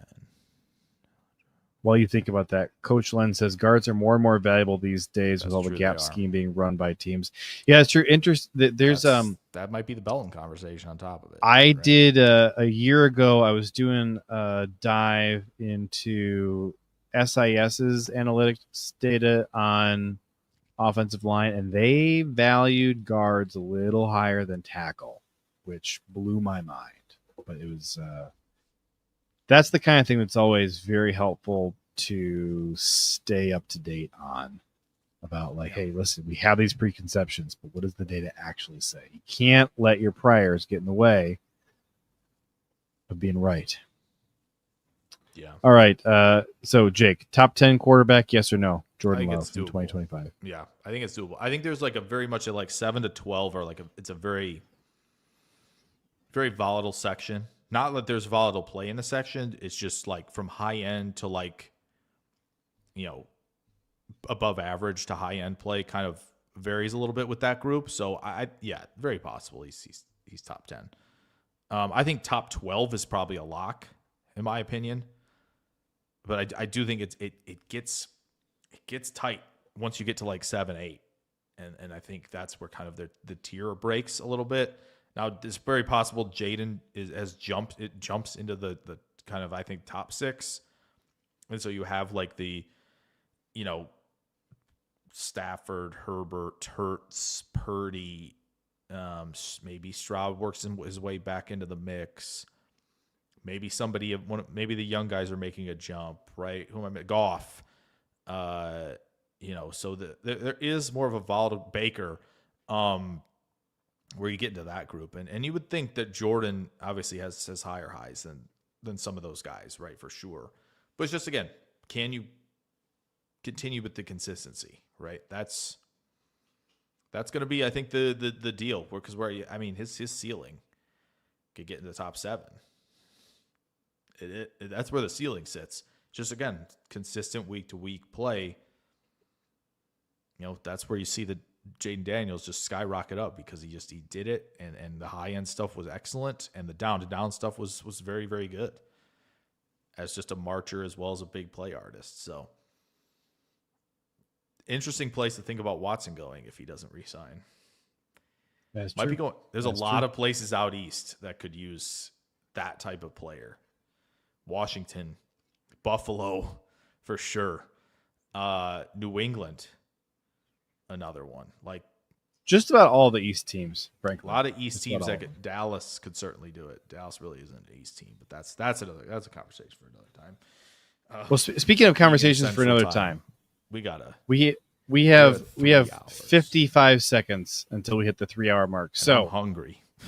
Here's what I'm going to do. I'm going to send us out of here. Thank you so much for joining, for tuning in with us.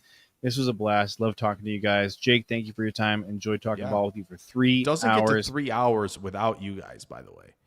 Like, it maybe could. What's incredible is we did a 3-hour stream with no donations. Usually, to get to 3 hours, nobody wants a 2026 mock draft right now. Although I would do it. Yet. I would do it. Only too old for this. Too old for this is only if you paid. If you paid, I'll do it. But yeah. Thank you guys. But listen. It's happened again. You wasted another perfectly good hour with us here. 3 hours. In the words of the late, great, inimitable Mr. Mark Murphy, go Pack